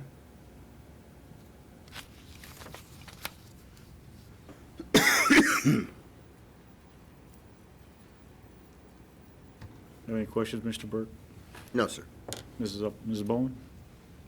No, I do like, I like to see that you did move those librarians over to utilities, so that does help a lot. Mm-hmm. So thanks for doing that. And I agree with you, Mr. Molina. Okay. We need to open the talks with the county. Sure. Reach across Okay. the aisle. Mr. Crisp? So Michael, the staff that we've moved around will no longer be working with or at the library. We shifted some numbers around, but we didn't actually do a lot when it comes to these payrolls and so forth is what I'm saying. And I want to make sure that we're actually reducing that actual cost. Does that make sense what I'm saying? For the library, if we're going to be just saying, well, we took their payroll and put it somewhere else, are they actually going to be working somewhere else for us? Yeah, no, and I understand that Councilman Chris. So what we've done, the people at the library have been helping out in other places because of what we've done, and it's mainly in utility billing and with some of the other locations where we need help in administration. So the positions. They're not working, they're budgeted here, but they're not really doing library work. They've been, and that's what's been helping in utility billing with all the phone calls that come in and a lot of the work that happens, is they're helping there. So in a way, the library's paying for that help. And here, we're allocating it properly now. So Right. the help that they've been doing in utility billing and is I mean, it's helping ease all the phone calls and all the stresses we have from our customers. So they are, this is not a budgetary cut, it's moving around and allocating them properly where they are. But what's gonna happen is that the people that have worked there will be able to go there and fill in whenever there's vacation time for the one person that's allocated for the library. Also helped in the lunch hour in rotation and things of that sort. So we're doing it the other way, where the library right now is helping the utility fund and helping utility billing. We're doing it where the utility billing is gonna help the library a little bit as needed. I like to hear that. Thank you for the shifting and the correct allocation of the payrolls. And going back to item number 16 now, I do still feel that we need to reach out to the county. The citizens of Alice and in the surrounding areas need to know if the county is going to be willing and able to support this library when we've been holding the bag for a long time.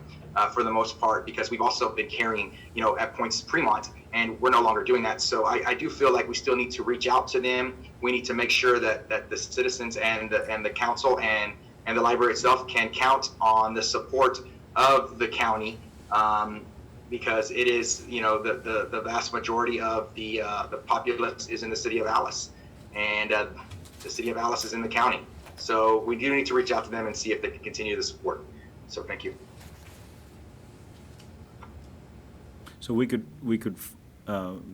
make a formal recommendation for you, right? In the form of a motion, right? That's what we need right now. Mayor Pro Tem, I'll make the motion. Okay? I'll entertain a motion. I motion that we authorize the city manager and staff, or city manager to enter into negotiations with the county in regards to library operations. Second. Okay, all in favor, say aye. Aye. Aye. Okay, motion passes. I just wanted to just say something real quick. This is exactly what I was talking about in my opening comments when talking about these budget changes that Michael was talking about. You know, doing more with less, you know, with a minimal amount of attrition. And like I said, just another compliment to the staff. Thank you. Okay, moving on. Okay, agenda item number 15, we had skipped over to get to 16. Number 14 was just a review. So agenda item 15, here status report on July 2020 month-end financial statements and summary of funds and delivery of July 2020 check registers. Yes, sir. Mr. Ramos. For the 10 months ending July 31st, 2020, we'll start with Exhibit A. Thank you. Our general fund revenues were 10 months into the year, so we should be about 83.30% of our budget. Our general fund revenues came in at $9,251,722, which is about 72.5% of the budget. So we're almost 11% under where we should be on the budget, but of course, that doesn't include the two sales tax that are remaining on there. Property tax, we started, year-to-date budget was $2,426,320, and our year-to-date collection is $2,805,656. That includes our current delinquent and penalties and interest. On Exhibit B, you have our property tax that includes your M&O and INS of $3,910,714 for 2020, and 2019 was $4,072,114. So we're about $161,114 dollars less than where we were last year at this time. That this year we're at 92%. Last year we're about 95%. Of course, last year had higher tax assessable values. Going back to Exhibit A, our sales tax year-to-date was $5,083,334. On our budget and actual collections, $3,616,598. That's through May. So it's about 59% of our collections. On Exhibit C, we have our budget versus actual. 2020 budget through May, May for sales tax is $4,575,001, and actual was $4,103,288. Now, this does include June's, which was $486,691, but that's not on the financials yet. So that's a decrease of $471,713 from actual versus budget versus actual. On Exhibit D, we have actual 2020 versus actual 2019. And our actual 2020 was $4,103,288. And 2019 at the same time was $4,847,095. That's a decrease of $743,807.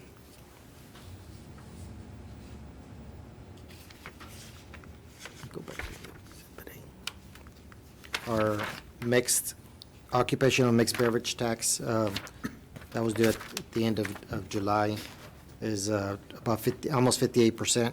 Our franchise license and permits are about a little over 71% collections, and our governmental is about 31%. Charges for services, 147%. Fines and forfeitures is about a little over 37%. Miscellaneous revenues, 82%, and our inter-fund transfers right at 79%. Exhibit E is our general fund expenditures. And that one came in at 9,785,243. So we're almost 75% of our collection, so it's about 4.5% less on the expenditure side. Some of your larger departments, general service is about 68%. Finance administration is about 89%. Under, that one's over budget. Fire department's under budget at 81%. Police department's under budget as well, at 75%. Street maintenance is a little over budget at almost 85%. Garage is right under budget at 84. Engineering is 86. Parks and playgrounds, 75%. And all the others were right under budget. Exhibit F, we have revenues and expenditures for all major funds. General fund, 2020 revenues over expenditures was negative 533,521. Solid waste was negative 173,757.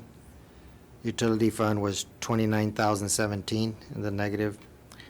Airport was negative 20,340, and that's including the transfer. Golf course was negative 15,118 with the transfer. Hotel occupancy tax fund was 74,201 in the positive, and multi-use complex is 39,713 in the negative with the transfer.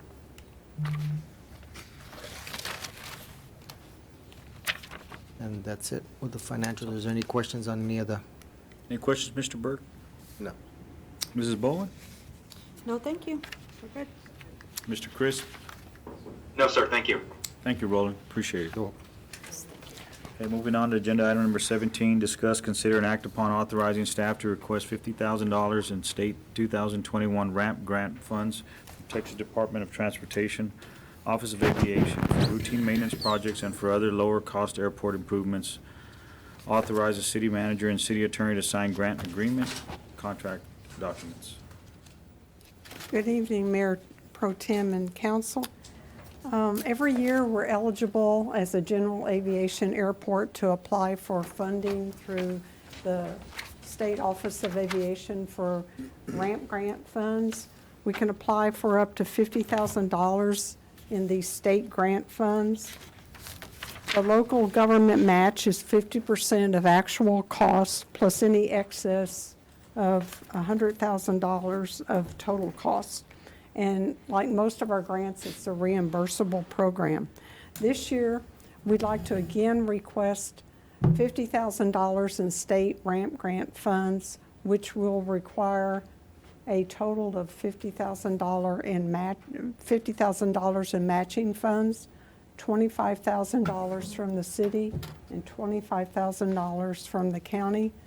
The $25,000 in matching city funds is in the proposed 2021 budget. Okay.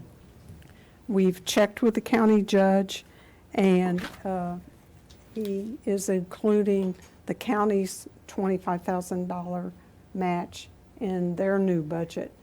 We'll present a similar agenda item at Commissioners Court next Friday, authorizing the county judge and county attorney to sign grant agreements, contract agreements. And tonight, we're asking you to give us that authorization for that request, and then to authorize the city manager and the city attorney to sign contract agreements and documents. This isn't the typical grant application. All we do is request through the RAMP grant manager how much we anticipate needing for a fiscal year. Mm-hmm. And we're going to continue replacing the hangar roof at the airport. So that's why we're going to we're asking for authorization to request $50,000 in state grant funds. And this is to request it and then for them to sign it, correct? Yes, sir. Okay. Yes, Any sir. questions, Mr. Burke? No, sir. Mrs. Bowen? No, sir. Mr. Chris? No, sir, thank you. If there are no questions, I'll entertain a motion. Pro Tem, I'd like to make a motion authorizing staff to request $50,000 in state 2021 RAMP grants funds from the Texas Department of Transportation, Office of Aviation for routine maintenance projects and for other lower-cost airport improvements, and to authorize the city manager and city attorney to sign grant agreement contract documents. Is there a second? Second. Okay. All in favor, say aye. Aye. All in favor, say aye. Aye, I'm Aye. sorry. Pete? Aye. Okay. Motion passes. Thank you. Thank you. Okay. Agenda item number 18, discuss, consider, and act on an intergovernmental agreement with Jim Wells County related to the submission of an application to the Texas Department of Agriculture for a Texas CDBG 2020 Colonia Fund construction secondary round for $1 million for a water and wastewater system improvements project in the city and the county within cities ETJ, committing the minimum $25,000 matching funds in kind, authorizing the city manager to act as the executive officer and authorized representative in all matters pertaining to the participation in the CDBG.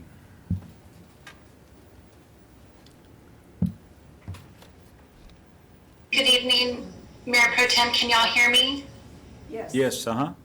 Hi, I'm Roxy Sandoval. I'm with GrantWorks, and thank you for allowing me to be able to give you a little bit of background on this project. In 2019, Jim Wells County applied for this project, a water and wastewater Colonia grant, and with areas to be serviced by the city of Alice. At the request of the state, the application was withdrawn under that cycle, the 2019 cycle, and asked that we resubmit it under the 2020 cycle, which is the current cycle. The city did support by way of resolution and commit to $25,000 in kind. This is through waived tap fees. And did enter into an interlocal agreement with Jim Wells for the 2019 cycle. So we come to you, back to the city to request that we again execute a resolution and intergovernmental agreement with the city, between the city and Jim Wells County for the 2020 cycle. This project it benefits Coyote Acres, a portion of McMaster's, La Jolla and Guerra estates each have a septic connection and are considered first-time septic connections there. So it's the same basic project. There's a little bit of a difference. We did have K-Bar in the last cycle. However, K-Bar is going to be finished under a different Colonia grant that's ongoing currently. So I'll entertain any questions, if y'all have any questions on this particular item, the interlocal agreement. And I know the subsequent item is actually the resolution, and they're both related, so. Okay. Any questions, Mr. Burke? Not right now. Mrs. Bowen?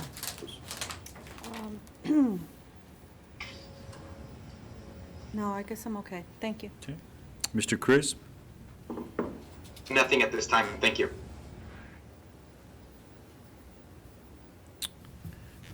Okay.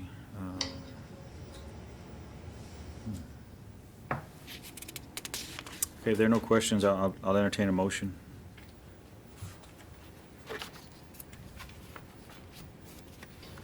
On agenda item 18.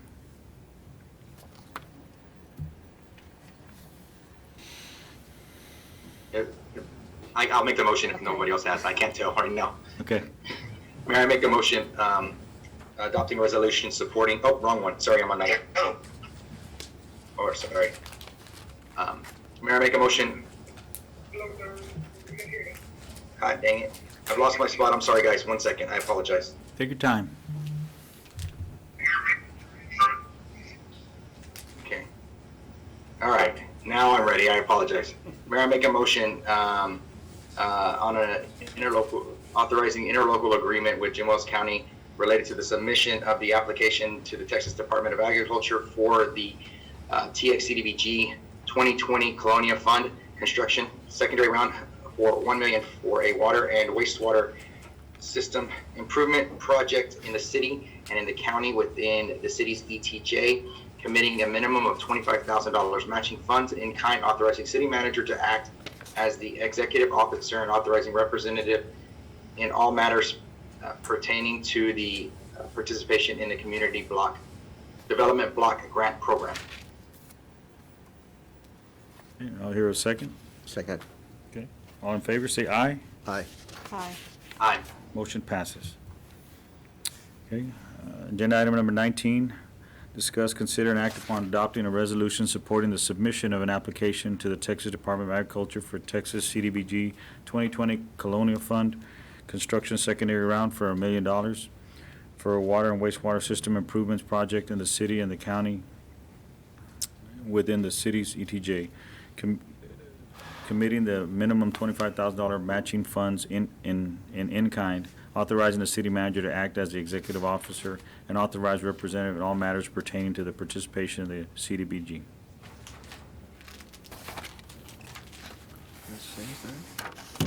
Just the resolution. You bet. This is just the resolution for the same item. Okay. So we're good. Any questions on that, Mr. Burke? No. Ms. Bowen? No, thank you. Mr. Crisp? No, sir. Okay. So agenda item number 19 for the resolution, I'll entertain a motion at this time.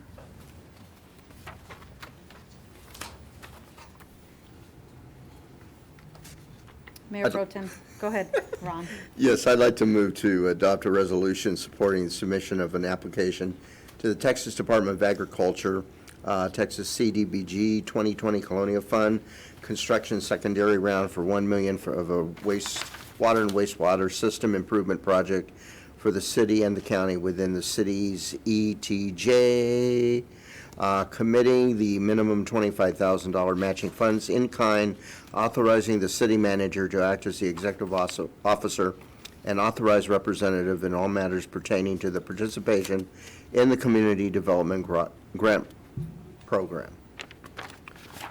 Can I get a second? Second. Okay.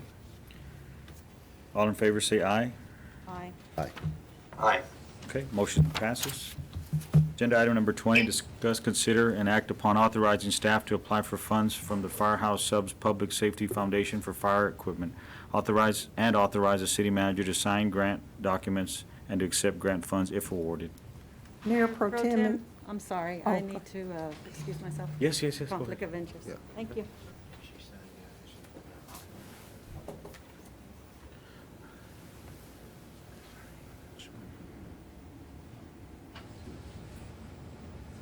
Was this the one? No, I think it's the other one. It's the other one. It's number 21, Wrong one. right? I think yours is the next one. 21. Okay, sorry. It's okay. You got It's all the right. anxious. This is, it's okay. Everybody needs a break. You need me for this one, huh? The Sorry next about one, that, huh? guys. That's no problem. Go ahead. Mayor Pro Tem and Council, during 2019, we asked for your authorization to apply to this foundation for equipment for the fire department. We're asking again for this upcoming fiscal year for your authorization to apply to the foundation. The fire department is currently looking at extrication equipment to apply for, and the funding cycle for this foundation for 2021, the first quarter is November the 11th. And then each quarter, they open the application cycle. So we're just asking for your authorization to Sure. apply during their 2021 funding cycle for the fire department. There's no required match. Got it. Okay. Any questions? Mr. Burke? No, sir. Ms. Bowen? No. Mr. Crisp? No, sir. If there are no questions, I'll entertain a motion. I'd like to Mayor make a. Pro Tem, I'd like to make a motion. Go ahead. To authorize staff to apply for funds from the Firehouse Sub Public Safety Foundation for fire equipment authorize the city manager to sign grant documents and to accept grant funds if awarded. Second. Okay. All in favor, say aye. Aye. Aye. Aye. Motion passes. Thank you. Thank you. Now may I leave? Okay, yes, ma'am. Okay. Now you can be excused. Uh-huh. No problem. Mrs. Bowen's going to step out. Agenda item number 21, discuss, consider, and act upon evaluation committee's recommendation for hiring a firm for engineering services regarding funding available through the CDBG, Texas General Land Office Mitigation Program, as well as authorize the city manager to negotiate a contract with a firm selected. Mayor Pro Tem and council, in response to the RFQ that was published, we received 6 statements of qualifications from 6 engineering firms. The evaluation committee was Mayor Pro Tem and Esteban Guerra from our engineering department. They went through and evaluated each of the 6 statement of qualifications. Their recommendation is to authorize the city manager to negotiate a contract with LJA Engineering. And if you will, when you do make your motion, state the name of the firm. And I will read the other firms that did respond: Guzman and Munoz, L&V, International Consulting Engineers, or ICE, Fulcrum Consulting Services, LJA Engineering, R.E. Garcia and Associates. Okay. Any questions, Mr. Burke? No. Okay. Mr. Crisp? Any questions, Mr. Crisp? No, not at this time, thank you. Okay, thank you. There are no questions. I'll entertain a motion. Mayor, I'd like to make a motion to approve and accept the evaluation committee's recommendation for hiring the LJA engineering firm for engineering services regarding funding available through the Community Development Block Grant, Texas General Land Office Mitigation Program, authorizing the city manager to negotiate a contract with LJA, the firm selected. Can I get a second? Second. Okay, all in favor, say aye. Aye. Aye. Motion passes. Thank you. Thank you. Agenda item number 22, discuss, consider, and act upon evaluation committee's recommendation for hiring a firm for grant application preparation and for professional administration services regarding funding available through the Community Development Block Grant, Texas General Land Office Mitigation Program, authorize the city manager to execute a contract with a firm selected. Mayor Pro Tem and council, in response to the RFP to the same GLO CDBG program that we issued the RFQ for, we received responses from 5 firms with regard to grant application preparation and then grant administrative services. 3 of those 5 proposals, 3 of the 5 firms responding do not charge for grant application preparation. Okay. The evaluation committee was comprised of Taylor Vickers, who's our accountant, and myself.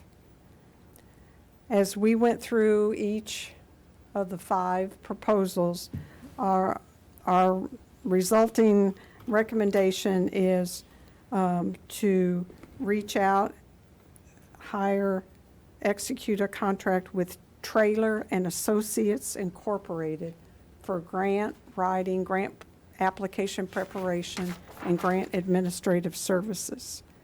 And they are one of the 3 firms that do not charge an application preparation fee.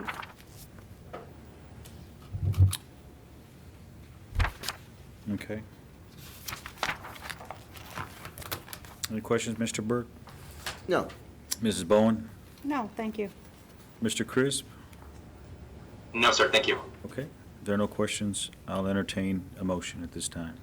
Mayor Pro Tem, I'd like to make a motion to recommend the hiring or to hire a firm for grant application preparation and for professional administrative services regarding funding available through the Community Development Block Grant, CBDG, Texas General Land Office, GLO Mitigation Program, authorizing the city manager to execute contract with the, with Trailer and Associate Incorporated.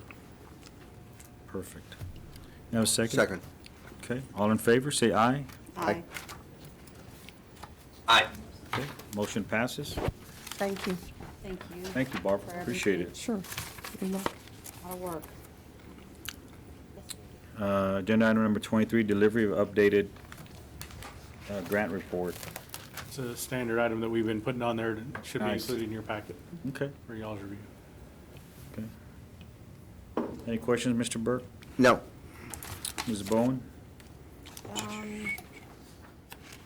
No, I think I'm good. Thank you. Mr. Crisp? No, thank you. Thank you. Got it. Okay.